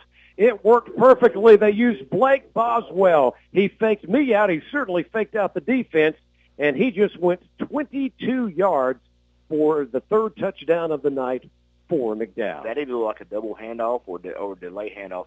Double handoff, okay, I think that's what Chip said. That's the play I have not seen in a long time in high school football, and it worked to perfection right up the middle, as Paul said, for McDowell there. Chip, what do you think about that play? They, took advantage exactly. Their running backs have been so successful first half and the beginning of the second half here. it looks like Gunnar Dietrich there for the extra point attempt. We might have East Rutherford offsides there unless McDowell had him jump. But yeah, just a tremendous, great play there by McDowell. Very creative. We've had multiple running backs that East Rutherford's had to keep an eye on. They took two of them out there on the same play, gave one the ball. The attention got on him. They did a second handoff there to Boswell, and by that point, that was a nice formation, a nice play call. That's, like I said, that's probably, I have not seen that a lot of high school football. Called East Rutherford off guard, and it's very, very, very good play for McDowell. Now we'll see Gunnar Dietrich come out for the PAT again after the penalty a moment ago. And, hey, a good job by East this time. They got their hands on that kick, and it is no good. So at least it didn't go to 21-0, but it will remain with 3:09 to go in the third quarter. Now on the Stanton Enterprise McDonald scoreboard, McDowell has moved their lead to 20-0 over East Rutherford. We'll step away for a quick timeout. This is Rutherford County High School football from Downtown Radio.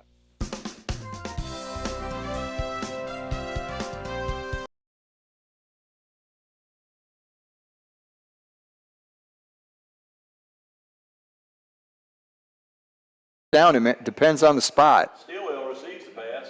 11, Nathan Ride. Nathan Ride drives him out of bounds, but it will be a first down for the Tigers. That is enough for a first down for the Tigers.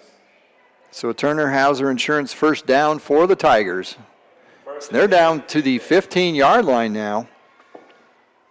Still 5.5 to go, so plenty of time. Landrum snap. Not a lot of movement from his team. Not sure if they knew what all on the same snap count. He gets rid of it quick to Stillwell, but no gain on the completion.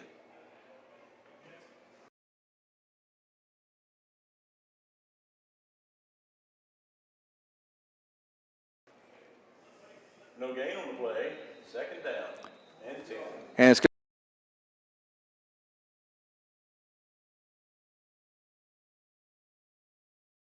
to be timeout for the Tigers. We'll be back with their second down play deep.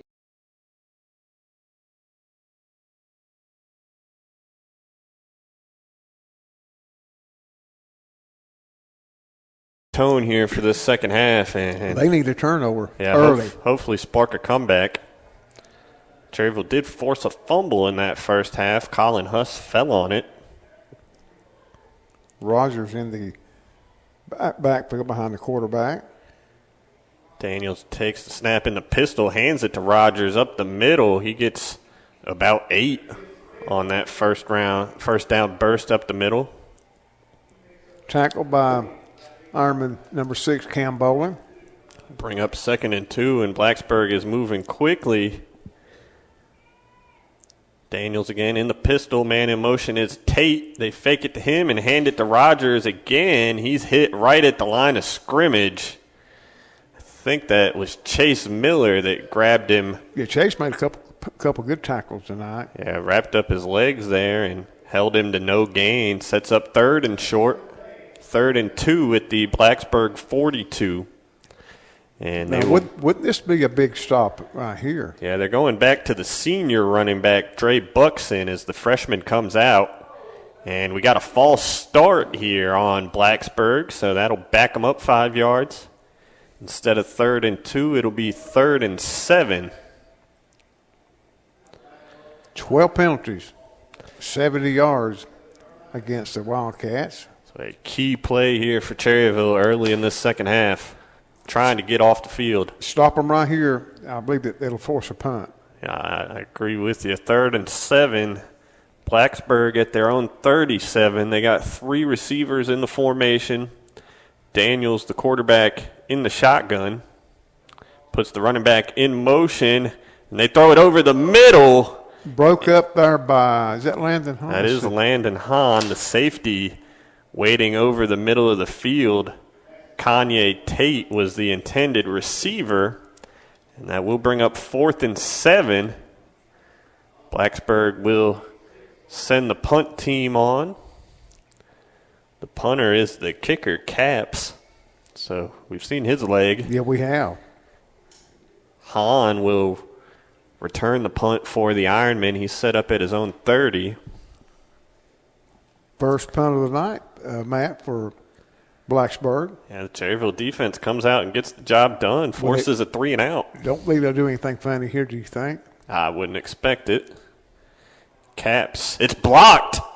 The Ironmen block it. I believe that was number 10. That was number 10, Hunter Jackson. Yeah, Hunter Jackson, tall kid, gets in there, bats the punt down. So the Ironmen, the defense hold, and then the special teams comes up with a blocked punt. So good field position here starting for the offense. Absolutely. Ball in Blacksburg territory at the 40. We talked about that coming back out of the halftime break. That Ironman needed something special to happen right here to begin this first set of downs for the Wildcats. And so I'm going to have the ball here. Look like it's right on the 40-yard line of the Wildcats. Yep, just need the offense to pay it off here. Miller in the shotgun. 2 receivers to the near side of the formation. Play action fake. Dumps it in the flat looking for Bolin, but the pass down at his feet falls incomplete. 2nd and 10.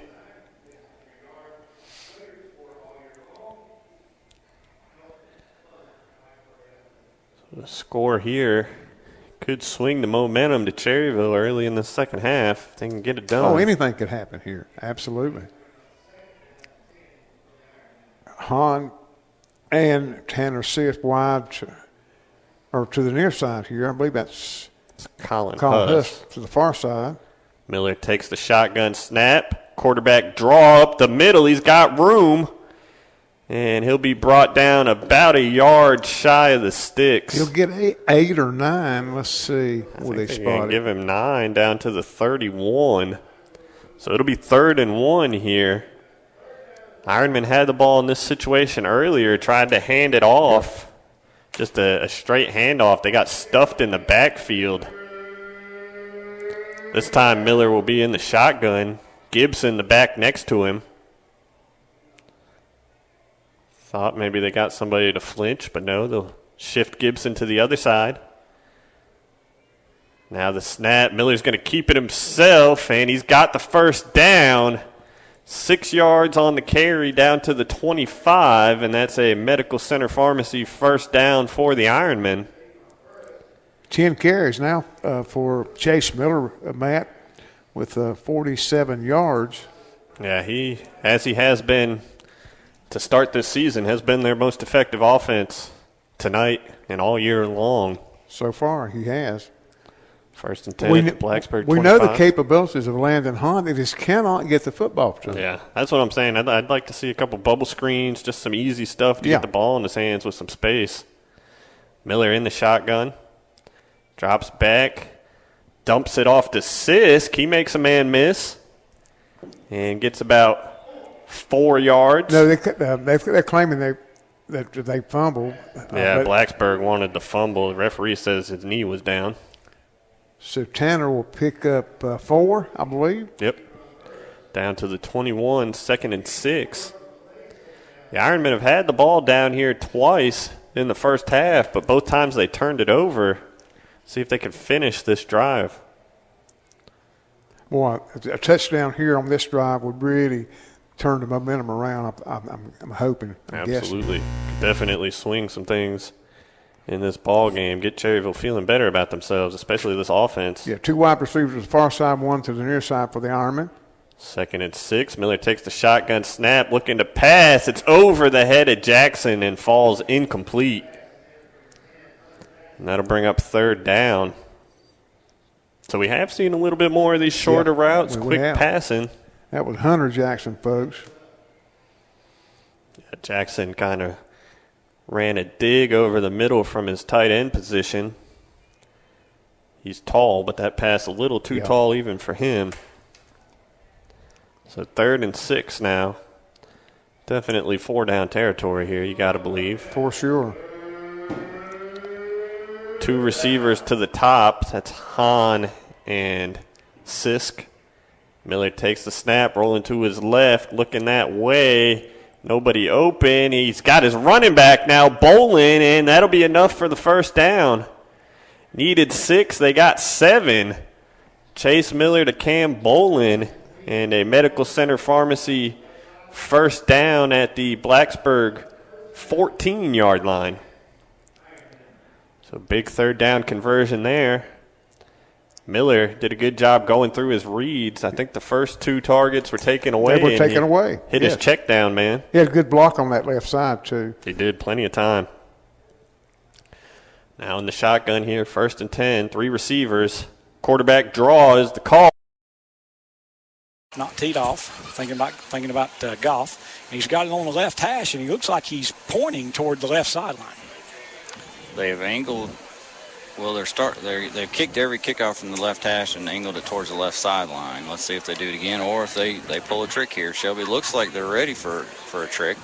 He is going to kick it off deep, and it looks like it's going to be taken at the 15 by Bridges. He's again running across the field. He's at the 20, 25, 30. He can't get the outside. He's just grabbed by the jersey by number 5. Kevon Lockhart, one of the team captains for the Chargers tonight, and Bridges will go down just across the 25. So great kickoff coverage by the Chargers. Shelby will start. 1st and 10 at their own 26-yard line. They lead 23-12 on the No Malarkey Mr. Sparky scoreboard. And I'm interested here, Jeff, to see what Shelby does. They came out slinging the ball early and had success. Then they went more run heavy and ran it pretty well as well. It's just they didn't get the big play out of the run. They had the one big play and got the holding penalty. 1st and 10. Lee's going to throw it. He's got a man, but he misses. That's really the first pass that he's thrown poorly. He had Isaiah Bridges wide open and overthrown a little bit. Yeah, Bridges was in that void between the corner and the safety, about the 40-yard line, but it was well over his head. So 2nd down and 10 for the Golden Lions. No huddle, quick going for Shelby. They're already over the ball, ready to snap it. 2nd and 10. They pull it out, throw it to Bridges on the sideline. He did not get the block from Mylan Daniels that he needed, and he may have gotten no gain. Absolutely. And Great job by the Chargers, and one of the Golden Lion offensive linemen is down. So we probably got time for a quick injury timeout. Yep, we'll take it back after this injury timeout. Why pay hundreds or even thousands of dollars for a new piece of equipment when you may only use Fighting, it but he's finally taken down. He fought as hard as he could, but finally knocked down and about. They're going to give him forward progress to the 22. Yeah, excellent effort there by Jeremiah Norris. Almost turned that corner, number 40 there for Kings Mountain. Cobb just tripped him up. Burns will start about their own 22-yard line. All right, 7:36 left to go on your Main Street Hardware scoreboard. 14-0 Mountaineers, and let's see if they can keep Mooney clean and upright. Of course, I guess it's hard to get dirty on the turf.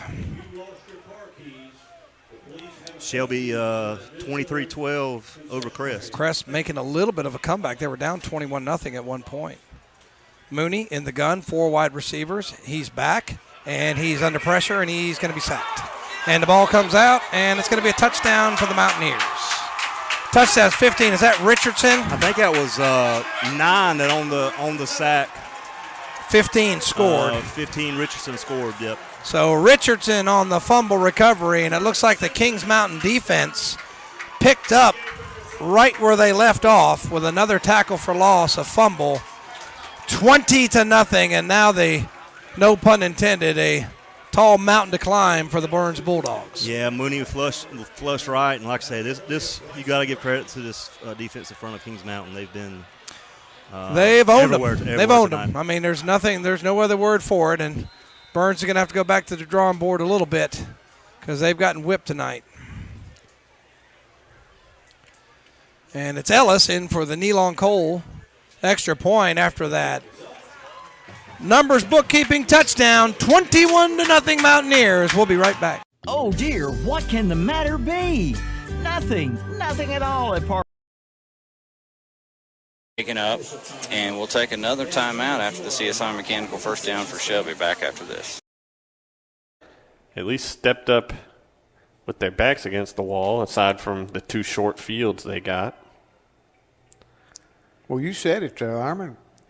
With a little luck there in the first half, could have conceivably put a couple touchdowns on the board. Mm-hmm. Could have been a much different game. Daniels in the shotgun again by himself. Quarterback draw, but he's wrapped up and he fumbles. And it's still on the ground. Sigmund trying to pick it up for the Ironmen, but Blacksburg falls on it. Wow.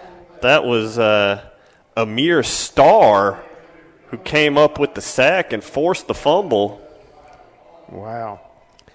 And that'll make it third and... Almost what the Ironman needed right there, man. Almost. It'll be 3rd and 21 now. Couldn't get the turnover, but they do have an opportunity to get off the field here. Well, the ball was... You thought the ball had oil on it. Slipped through a couple of sets of hands.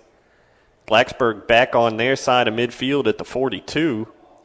3rd and long. Daniels drops back, throws over the middle. Airmailed the short receiver, left it at the feet of the deep receiver. Not exactly sure who he was throwing that to, but it falls incomplete. Kanye Tate, maybe? Tate was the deep man, and I think it was Cobb who was short. Cameron Cobb, okay. He tried to leap up and get a hand on it, but it went over his hands and fell at the feet of Tate. Regardless, it's 4th and 21 now, and Blacksburg brings the punt unit back onto the field. So 2 drives for the Wildcats in this third quarter, just 1 first down. And now it looks like a second punt coming up. The Ironmen blocked the last punt. Again, that was Hunter Jackson who got a hand on it. They rush again here and almost got that one, but Caps just blasts it. He did. He gets a... And a great bounce down to the 12. So wow. Colby Caps will flip the field position there. He got a hold of that one. And the Ironmen will be backed up inside their 20, but they've got the ball back, trailing just by 10 points. And you got plenty of time left on the the clock here in the third quarter. Yeah. 6 minutes, 1 second left in the third. Ironmen up 17-7 and have the football. Yep. Got a long ways to go, but can you get the ball to Landon Hahn? I'd like to see him get it to him once and see what happens. Yeah, try and make plays. Like I said, the most dynamic playmaker that they've got on this offense. Miller has been carrying the load for this Cherryville team. Yeah, Chase Miller with 11 carries for. Let me turn this on for the folks at home. Kevin Hastings here of Dennis Davis breaking in for a let's do some highlights time. It's highlights time, Dennis. Highlights and updates. I've shown some highlights and during the show while we've been going, folks. But I haven't done it with any audio, so we'll go back through what we got so far and give you everything we got here. Show's going to end about 9:45ish here in the Red Zone. We'll stay as long as we can with the games. But let's start from the start, Dennis. Might as well. Sure. Have a little fun with this. So, folks watching at home, we'll read you the scores in a minute, but let's watch some highlights. This is... That looks like West Lincoln. It is. It's Mason Avery getting missing up at West Lincoln for the long touchdown. They're up big right now, 34-7. That made it 6-0. This is Keith Hamilton over in Shelby to give them the 7-0 lead on Crest. Dayton Lee steps up in the pocket there. Then this is McDowell going up 7-0 early up at East Rutherford, their first home game in a couple years for varsity. Then Jalen Winnick made it 13-0 West Lincoln. Going around the left side of that wing tee. 14-0 run by Shelby here. Show it one more time. Off tackle left side. Here's a nice little play right here in Robbie's lap. Little tackle out of bounds for you folks. Dennis, you like the Crest helmets like they are, or do you like, or you want the logo, the C and the horseback? It's what's under the helmet that counts, and they're about 2 years away from having something under the helmet, that can think and react and do what they need to do. Their freshmen and sophomores are basically most of their team. Yeah. So it's not what the logo is, it's what's under the logo. Here's a pick six by West Lincoln, made it 20-0. Nice little moves from. I hear Tom talking down there. I'll make sure nothing big happened. This is Dayton Lee to Bridges here. Made it 21-0. Got him on the last little wheel route. Defensive back. They got lost back here, Dennis. Defensive back. Pine Lake Prep goes up 14-0 at Bestmont. This long pass into the corner. All right. The guy sounded excited. Touchdown West Lincoln. Jalen Winnick with his second touchdown of the game made it 27-0. I started to say, is that a replay? It looked kind of like it did. This is the safety, Dennis, where it was hiked over the head. Is it the punter? Hiked over the punter's head. Crest, Shelby was up 23-0. This is Blacksburg going up 17-0 over the Ironman. And Dennis, I'm counting fans down there, and I see about 12. I mean, you have double vision. I mean, really, there's not much down there. That's touchdown Wildcats. Here's West Lincoln scoring again. Make it. No, this is Ford scoring their touchdown. Their only touchdown of the night. Nice little cut back by the running back to get in the end zone. This made the score 27-7 at that point. Here's Husky finding Green for the touchdown for the Crest Chargers. All right. Scramble to the left, finds Green, beating the guy, the DBs on the back At least side. he didn't get shut out. Yep, not yet. Yeah, he did not.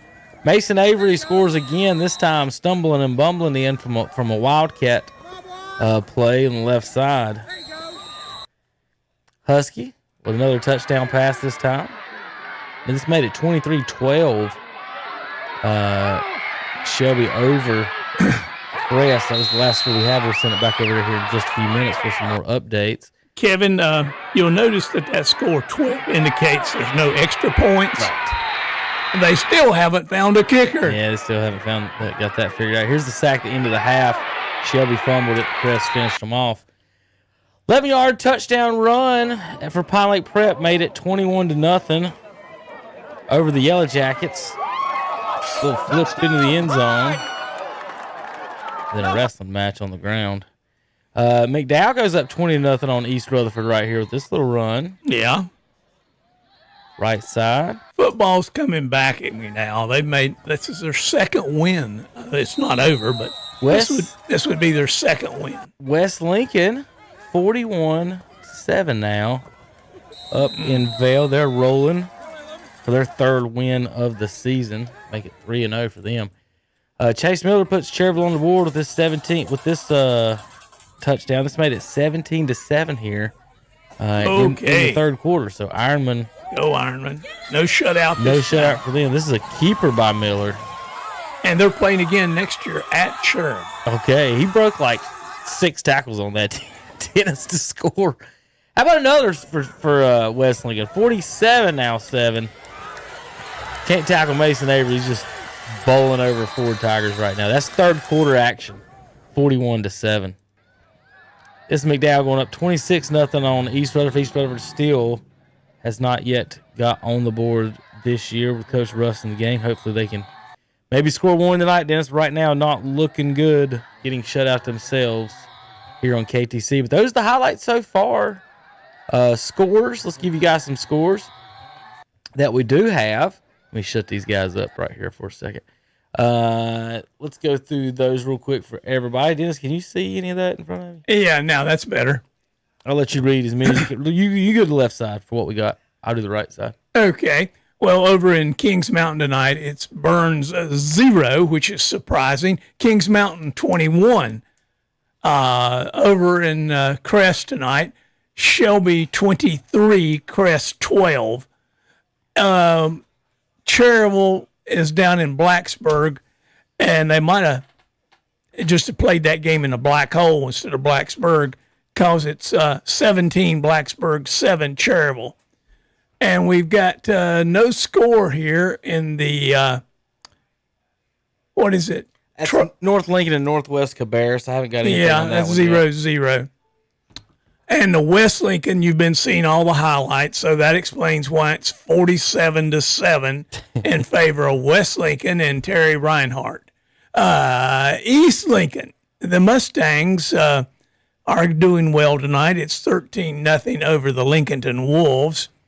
And we've got the McDowell Titans. You saw them running roughshod over the East Rutherford Cavaliers tonight, 20-0. Speaking of running roughshod, the Chase Trojans, 44, the North Gaston Wildcats, 8. And it was South Point. There must have been an uprising tonight because the Indians are ahead 35-0 over the Hilltoppers. And another score, that's Community School of Davidson, 38, Thomas Jefferson, 14. We have a breaking score here. Let me correct that. South Point, 42, RS Central, 0. Kevin, have you found out anything on that Highland Tech score yet? No, not yet. Okay, we'll come back to that. Maiden in a comeback tonight. They're leading St. Stephen's 29-19. High Brighton Panthers finally got their growl back. They're beating West Caldwell 41-7. And we don't have anything yet on that other score there with the, who is that? Bunker Hill Bears. Yep, and North Iredale Raiders. Yeah, and Bunker Hill, we predicted would win that, but we don't have any scores to report. You want to do that right side, or you want me to go over it? You go ahead and do the right side if you want. All right, we got Bessemer City and Pine Lake Prep, and right now that's Pine Lake Prep 21, the Yellow Jackets nothing, Kevin. And the Stuart Kramer East Gaston Warriors game, it's East Gaston Warriors 14 and the Storm only 7. Ashbrook Green Wave and the West Mecklenburg Hawks. That score is 8-3. And it was 6-3. It wasn't a touchdown. That was a safety. Yeah. Anyway, they're not doing so well over there. Freedom Patriots versus the Forest View Jaguars tonight. Forest View is ahead of Freedom 13-7. I would say that's a bit of an upset from our standpoint. The AC Reynolds Rockets over the Alexander Central Cougars tonight. It was the Rockets 28, the Alexander Central Cougars 0 at this point. We've got the Drone Wildcats and the East Burke Cavaliers, and it's 13 for Drone and 14 for East Burke. A very, very close game. Now we've got the Patton Panthers playing the Wilkes Central Eagles, and right now the Wilkes Central Eagles are beating the Panthers 34-8. Newton Conover Red Devils and the Hickory Red Tornadoes. Hickory is beating Newton Conover 29-22. Okay, you got Lake Norman Wildcats and the Statesville Greyhounds. And Lake Norman Wildcats are winning that 28-7. It was the South Iredale Vikings and the West Iredale Warriors tonight. And it's the South Iredale Vikings 29 and the West Iredale Warriors 6. You got anything yet, Kevin, on that West Henderson and Polk County game? No. Okay, let's move on then to the East Henderson Eagles and the Hendersonville Bearcats. And the Hendersonville Bearcats are taking care of business tonight. That's 36-7 over East. And the Brevard Blue Devils and Asheville Cougars, the Cougars are up 14-0. All right, Dennis, those are the scores. We're going to send you back out to, let's go out to Shelby and Crest and see if Crest can get back in this ball game, Dennis. And Burns still 21-0. Third quarter action. It looks like they have the ball on their own 25. Go to Pasco. Caught for the touchdown. Let's see. And it is Javarius Green, and now a late flag comes in. He spiked the ball. He was really excited to make that catch, and then he spiked the ball, and you can't do that in high school. So 9-yard touchdown catch by Green, and it actually looked like Shelby had pretty decent coverage. It was just a really good throw and catch, and he threw it with Shelby putting pressure on him as well. So nice play by Husky, and Shelby had a really good chance there to come up with a huge stop and sees, pretty good control of this game. Now Crest right back in it, and with the penalty on the spike, and I don't know if that's a 15 or... I think that should be a 15-yard penalty. I think I'd take that on the point after.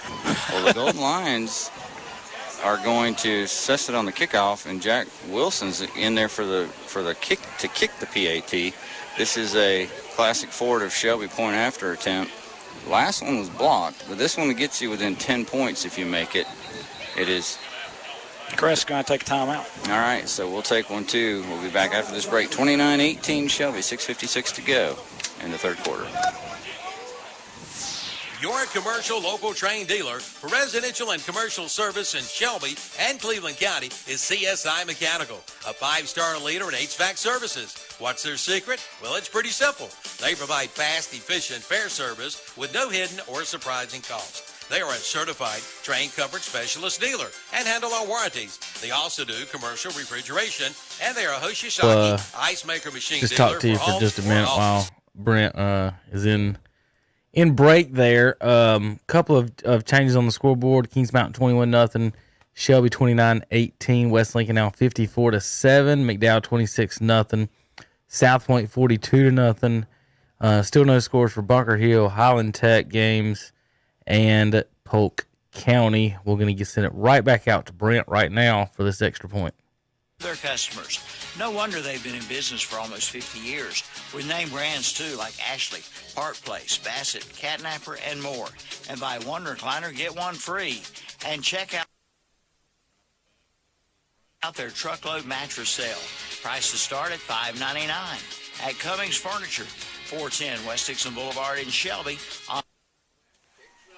Point after is blocked by Shelby once again, Jeff, and both PATs, Classic Ford PAT attempts have been blocked, and the score remains 29-18. Shelby on our No Malarkey Mr. Sparky scoreboard. So after I've just been extremely impressed with their tenacity over the 3 quarters I've seen them. Yep, can't take nothing away from them for sure.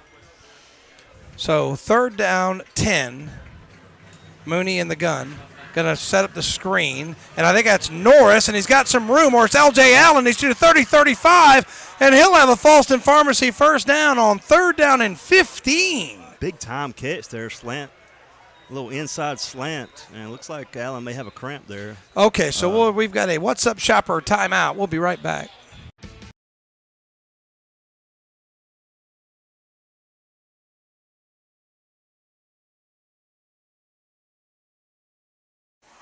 Want to get that Other county questions, furniture call ad back on because I cut 828-428. short just a minute ago. It's time for a Jam and Jay's Pizza Factory kickoff, but if you recall, unsportsmanlike conduct on the Chargers is going to back this one up 15 yards to the 25, and that's where Mitchell will have to kick off from. Shelby should get good field position. That was a numbers, tax, and bookkeeping touchdown pass of 9 yards from Husky to Green. If they're going to continue to kick it down the numbers, I wish we'd run it down those numbers instead of across the field. Yeah, they're spending so much time running across the field and not getting anywhere. And a big kick sends Bridges all the way back to the 17, but running backwards as he caught it, he's up to the 30-35, and now he bounces it to the outside. Can he get there? He has to cut back in as Ruff cut him off, and he's carrying guys out to about the 42. So good return. Ball's loose, but they've blown the whistle. And so Shelby will take over at their 42.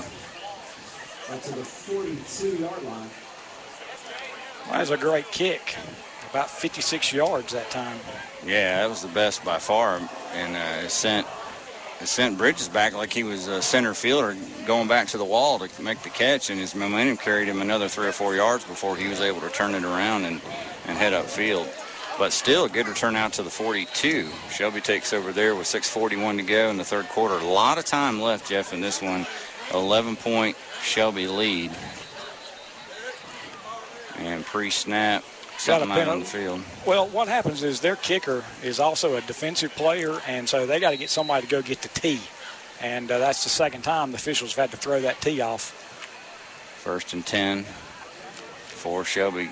Crest walks up a couple linebackers, and Lee looks to the right. He's going to throw it out there. He's got a receiver. Didn't have any blocking, but he made something out of nothing. They got Isaiah Bridges, I believe. Well, picks up 6 or 7. I think that was Daniels. Well, okay. No. Yeah, I think Daniels is on this side. Number 7, right? Yeah. I'm thinking it was Bridges. Okay. So we'll call it 2nd and 3. And handoff. It's a first down. I can't tell if it's Tate or Key, but it's into Crest territory all the way down to about the 43. So that was an 8-yard run. Crest's found something around their right end, and now Shelby's also found something around their right end. Because that's where Shelby's run the ball well, and on their touchdown, they ran it around the right side, and he was never touched. That was an 8-yard Try run. it again. He cuts it up the middle this time, and he's in the second. He was hit about 3 yards upfield, and he's going to get about 13. So it was Tate both runs. The first one was for 8 yards, and that got it to the Crest 43. Now they're at the Crest 29, so that's 14 yards. And he was hit about 4 yards down the field. So back-to-back nice runs by Tate, and Shelby threatening now, and Lee's going to air it out. Sliding catch, I believe that was a sliding catch made by Falls. Yeah, and he again, that was in that void, and this time it was perfectly thrown. The void between the safety and the corner, and it's another first down. We're at 5:41. 29 down to the 14, so 15-yard reception by Falls, and now handoff around the right side, and I think this is Key this time, and he's breaking tackles. He's got about 8 or 9.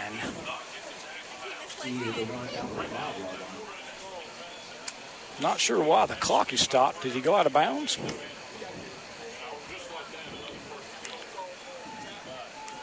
So that was down to the 5. It's going to be 2nd and 2.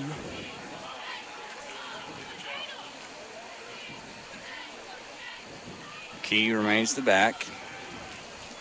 And he'll get the handoff over the left side. Big hole. He cuts it in inside the 5 to about the 2. And he may have a first and goal. First down.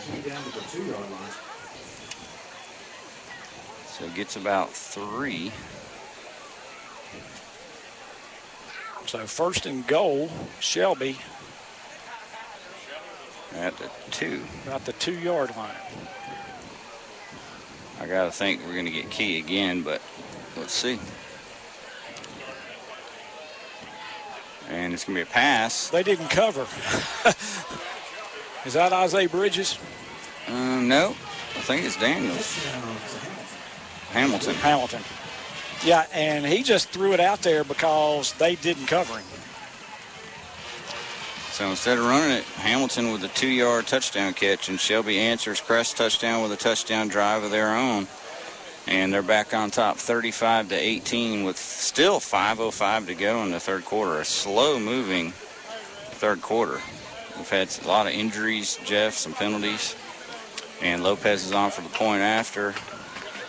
And the classic forward of Shelby PAT is good. Shelby leads 36-18 on our No Malarkey Mr. Sparky scoreboard. We'll be right back.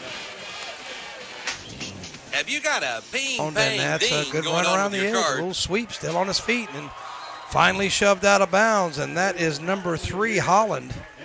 And he's going to move it to the 17-yard run and a Falston Pharmacy first down. If you are listening, Shelby games 36-18 Shelby right now. 36-18, so it looks like Shelby is going to get their first win of the year. Crest will fall to 1-2 most likely. And ball was at the midfield stripe with 11:15 to go as Holland went out of bounds. But I think we're going to see a steady diet of Holland and Jeffries running the football. And so it's all balls on the ground, and that's going to go down as a 5-yard loss, 4-yard loss. Yep. And they have had a little bit of problem with that snap today. Yeah. So if you're Kings Mountain, that's something you're going to need to work on. 2nd down and 14. Well, like you say, Coach Lloyd just going to run this clock out. Yeah. Not much to do else in this situation. No coaches, use to throw the ball downfield. Both coaches do a great job for their program. Coach Devine, Coach Lloyd. In this situation, Coach Devine will be doing the same thing, shorten the game. I don't expect them to put the ball in the air, but they do have 3 wide receivers, and we have a timeout, so Kings Mountain wants to talk about it. We'll take a What's Up Shopper timeout, 21-0 on your Main Street Hardware Scoreboard. We'll be back in 60 seconds.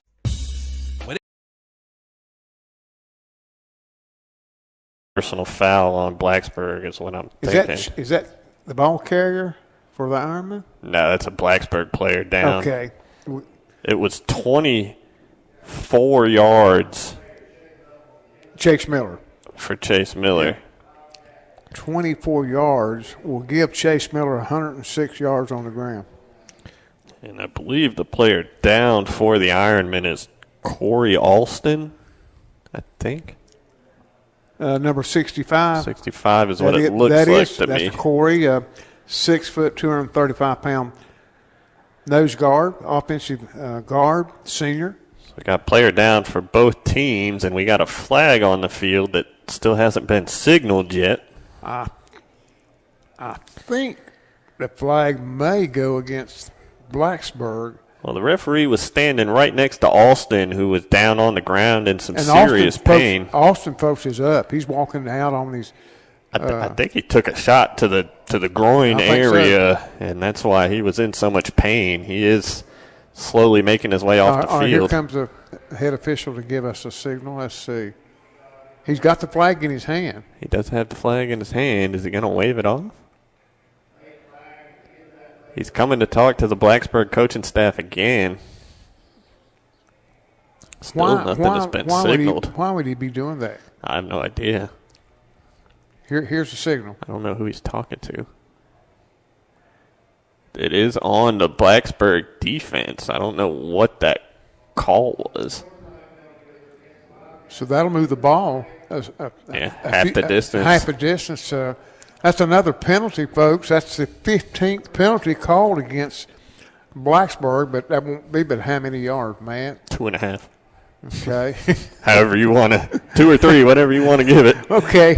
I'm going to give it 3. First and goal for the Ironmen at the 2-yard line. Miller takes the snap, hands it to Shamir Moss up the middle. He's in the end zone. Touchdown, Ironman. A John Brown All-State touchdown. Shamir Moss takes it 3 yards for the score, and the Ironmen are within a score. They're within a score, that's right. Coming here in the fourth quarter with 11:34 left on the clock, a 3-yard run by the big guy. And now Henry Gill on for the whatsupshopper.com point after. A big point after, matter of fact, Matt. Yeah, right now a 7-point ball game, 20-13. If Gill can put this one through the uprights, the Ironmen could potentially win it with another touchdown. They could, yes. There's the snap, the hold. Gill's kick is up, and it is good. So the Cherryville Ironmen have trimmed the Blacksburg lead to 20-14 on the No Malarkey Mr. Sparky scoreboard. 11:34 left to play in the ball game when we come back on WCSL. It's time to get your vehicle. The world has gone hands-free. However, if you want to put on a pair of sneakers. 3:59 left here in the third quarter, and it's been all offense in this third quarter. And Husky's going to run, and he makes a guy miss in the backfield. He cuts it upfield 25 and to the 20. Daniels with a tackle, but it was more of a hang on as Husky put his head down right in Daniels' chest, and Daniels just held on and made the tackle, but not until Husky has another big CSI Mechanical first down. So, Brent, you believe me when I say Husky's pretty special running the ball? Oh, yeah. So that play was from the 37 down to the 20. Let's call it 17-yard run. Nobody wants to stop anybody this half, Jeff. Every team that's had it has scored a touchdown, and now Husky airs it out to the corner of the end zone. Caught. Oh, actually incomplete, but before the snap, there was a false start, and that's on the Chargers. So that'll be 1st and 15 now, and that's a penalty. Our penalties are sponsored by Butler's Tire and Auto of Kings Mountain. That'll back it up to the 25 of Shelby. They can get a 1st and goal at the 10 or anywhere inside the 10. Huskies got one back, and it's a low snap. Again, he does a good job handling. He throws it. He's got a man. He's completed it. That's Javarius Green. And that's going to be a pickup of about 9, so it's going to be 2nd down and 6, actually 8. It's going to be 2nd down and 7. So 2nd and 7, and Green quietly with 6 catches, although does have a couple of touchdowns, but all the other ones have been short gains, 5, 2, 1, and 8. And Lewis gets the carry around the left side. He breaks 2 tackles. He's at the 5, 10, 5, and close to the goal line. Shelby had 2 guys that had outrun him to the sideline, and both missed a tackle. And 2 Shelby players are limping now. Yeah, both guys that missed the tackles are now limping off. Well, one's limping off the field, one's down. And we're going to have to take an injury timeout. Crest will have 1st and goal when we come back with 2:31 to go here in the 3rd quarter. Shelby 36, Crest 18. Freshman, I believe. Yes, sir. Daniels takes the shotgun snap, fakes it, play action. Throws a little screen pass to Martin and brought down by his shoelaces. I think that was Josh Ward over there to make the tackle on the far side of the field. They'll give him 5 yards on the completion. Ward has to be helped off to the sideline. Looks like he might be cramping up a little bit as well. So 3rd and 6 here for Blacksburg at their own 34. Huge play right here, Matt. Yes, sir. Closing in on 10 minutes to play. Daniels in the shotgun, and his hard count draws the entire Cherryville defense off sides. Wow. That will not be a 1st down, though. Nope, he's still about a yard short. It'll be 3rd and 1 now at the 39. 5 penalties assessed against the Ironman for 35 yards. That was a big penalty right there. Yeah, that could be a killer here. 3rd and short. Daniels still in the shotgun. Ironman look like they're sending the house. Daniels checks over with the sideline. They may call the timeout here. Let's see. Yeah, they still got 20 seconds on the play clock. Inside 10 minutes to play. Daniels will check his play sheet. 3rd and 1 here, running back going in motion back and forth. And Daniels will keep it up the middle, puts his shoulder down, runs over a would-be tackler, and he's out to midfield. Give him 11 and a medical center pharmacy 1st down. He was not going to be denied on that carry. He sure was not. So the ball at midfield for Blacksburg, fresh set of downs. Daniels again takes the shotgun snap, and he'll keep it himself again. He's caught from behind. Chase Miller has him and brings him down. Number 57, Tobias Miller, also in on the tackle. Only a yard on the carry for Daniels. A little bit of quarterback on quarterback violence there. Chase Miller firing off the edge. Yeah, Chase Miller wanted some of the other quarterbacks. Yes, sir. 2nd and 9. Ball into Cherryville territory at the 49. 2 wide receivers to the far side, 1 to the near side for the Wildcats. Daniels in the shotgun. Cannot let them score. No, need to stop. Really can't even give up a field goal. Here's a little shovel pass to Martin, and he's hit by a host of Ironmen. I believe Tanner Sisk was in there first. He gets maybe a yard. They will give him 1 to the 48. And that sets up 3rd. He's in for the touchdown. 2-yard touchdown run by Nitavius Husky, and nobody has stopped anybody in this quarter. Crest scores again. They cut the Shelby lead to 36-24 with the 1:34 to go still in the third quarter.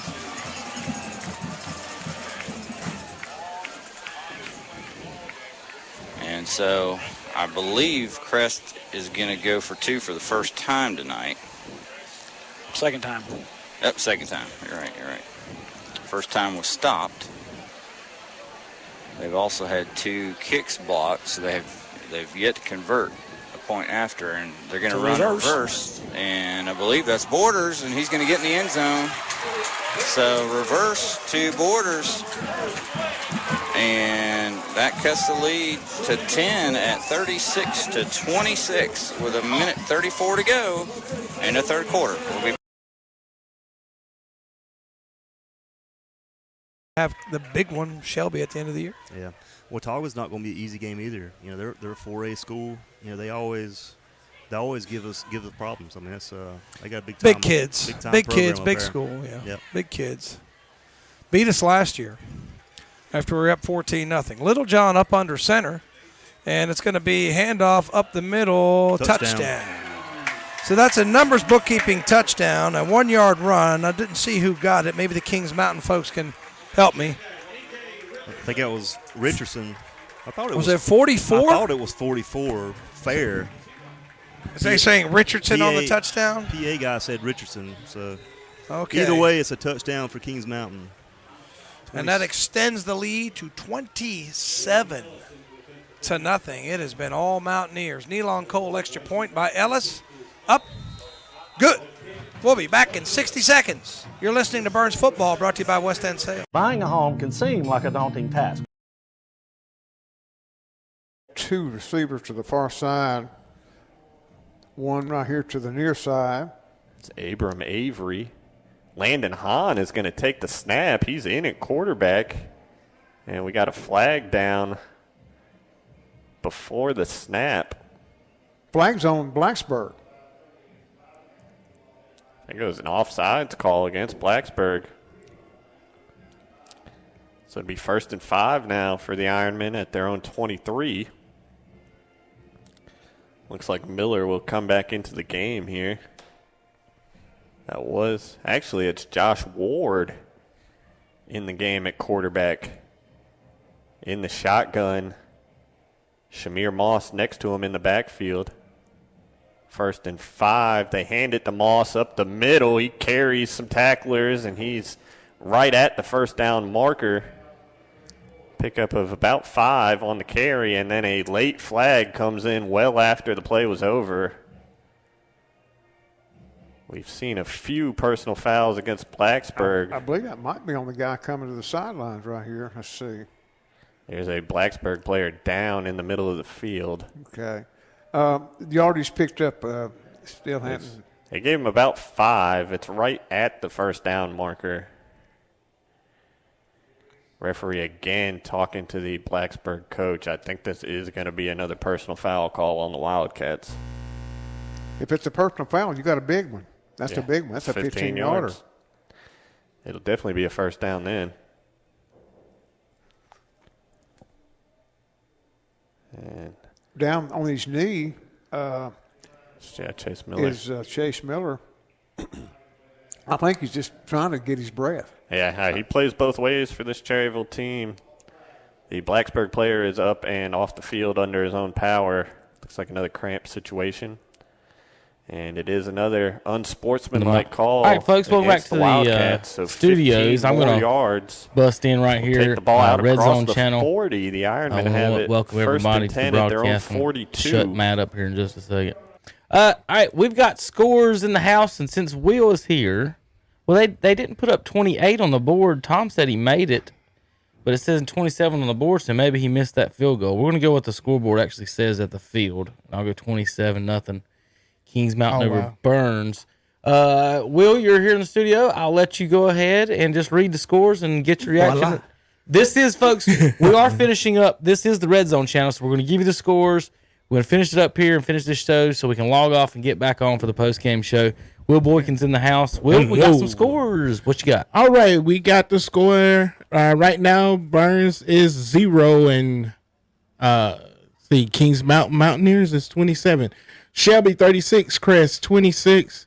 Crest just got a fumble recovery in that one. Yep. So they scored 2 points. And they scored 2 points. But not by kicking. No, they ain't kicked the ball yet.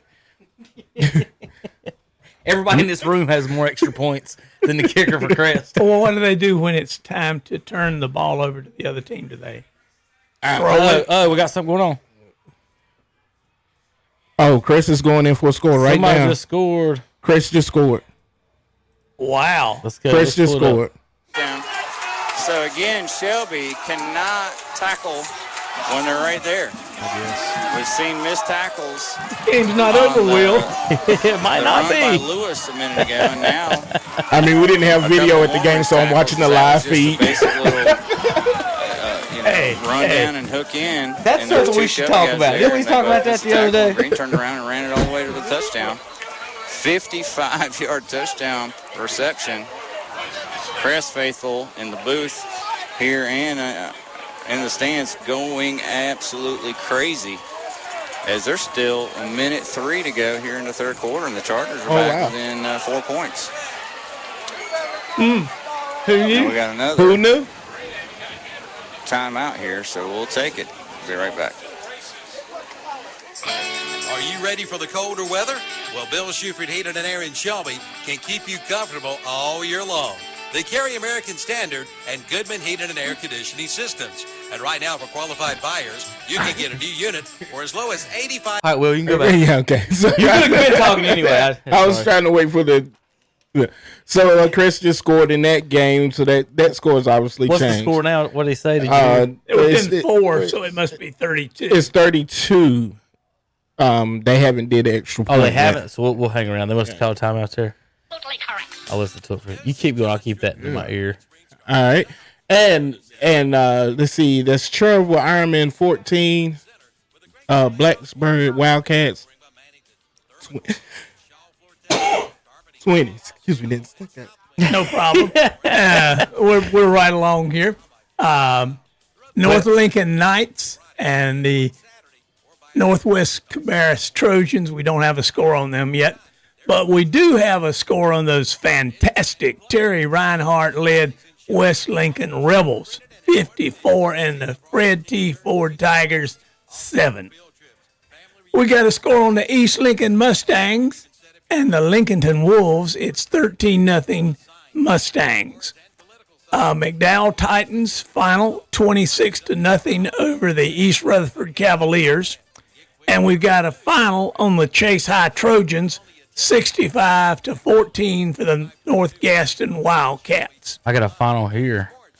Northwest Cabarrus beats North Lincoln 14-0. All right, let's go over to Brent, though. Right now they're back from the... All right.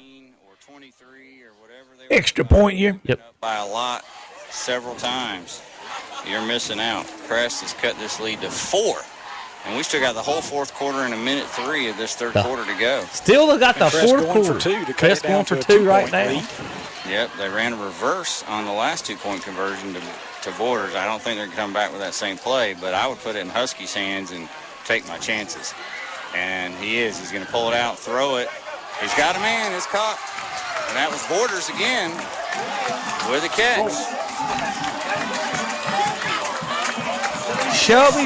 Crest was down 21-0. Shelby in a wild affair here at Sid Bryson Stadium. Team won. It's a game that Shelby's probably got close to 150 more yards of offense. Folks, it's 36-34 over at Crest right now. Blacksburg up 20-14 on Cherryville. We're ending the Red Zone channel right now in just a minute. Dennis, did you get through all of them or just this left? No, we didn't get that. Chase 65, North Gaston 14. RS Central lost tonight to South Point 42-14. Oh, wow. And, of course, you had the score from last night for Community School of Davidson 38-14. Over on the other side, we got a final on West Mech 14-9 over Ashbrook, and Pine Lake Prep 21-0 over Bessemer City. We got one more here. Let's see. Wilkes Central 34, Patton 8. And that's the finals that we have right now. Tune in to the post-game show, and we'll give you the whole deal. Give you the whole gamut and some little sports talk. Well, here's the thing. We're not going to be able to do the post-game show for a while on the radio because Brett and them they started the fourth quarter yet. So the post-game show, we're going to be live online for a little while. The post-game show will be Shelby versus Crest. Yeah, the post-game show is mostly going to be online. I'm going to tell Brent and them to announce that for the folks listening since they've just got tightened up over there. So anyway, we'll get our final scores through here, guys. I want to thank you guys for watching and listening tonight. Real quick, I will scroll through some of the highlights. For the folks, I did want to show, here's West Lincoln's entrance tonight coming through. Here we go. Rebels. Eeny, meeny, miny, mo, catch a tiger by the toe. And the Rebels bust through. They win 54-7 tonight. Cherryville, this was them cutting the lead 20-14 just a moment ago. Did they play the Tiger Cubs? Yeah. That's the Battle of Hog Hill. 54-47. This was the West Lincoln pounded it on. McDowell's final score of the night made it 26-0 over East Rutherford. Rutherford still yet to score this season. Mason Avery, this is him breaking up. Nobody wants to tackle this man right here, Will. Like, oh my. He's a beast. No. Yeah. You're just going to hit each other. We'll hit each other instead. This is Chase Miller scoring the first touchdown for Cherryville. A nice little run here, about 15 yards out. Now he drags 1, 2, 3, 4, 5, 6 into the end zone for a score there. Will, so there's you another power run of the night here on KTC. McDowell, this is them going up 20-0 over the end. Shelby, sacked by Shelby into the half. This is a nice little play by the defense. Just ball on the ground. Crest defender didn't even get touched and blew it up there. Husky, nice little touchdown pass here. Rolls right towards us. And finds the man coming across the middle for the score. We got 1,000 Mason Avery highlights for West Lincoln. Just pick one. This is Jalen Winnick. Of course, he goes the other way, but off the right side for the touchdown there. All right, there's our highlights. Those are our scores and more. Guys, Shelby and Crest, fourth quarter. Tune in on the radio. Tune in online. Then also Cherryville and Blacksburg is going down to the wire. Cherryville down 1 score there. You can still listen to that on the radio and online. We will come back right live in about 10:05, 10:10. Give us about 5-10 minutes to get reset, and we'll be right back for the postgame show brought to you by Full Throttle Power Sports. I want to thank everybody again for listening to KTC Broadcasting's. I'm trying to get the scores up for everybody. Where's my scores? Here we go. There's the scores for the folks watching at home. We'll be right back in just a few minutes, folks, on KTCBroadcasting.com.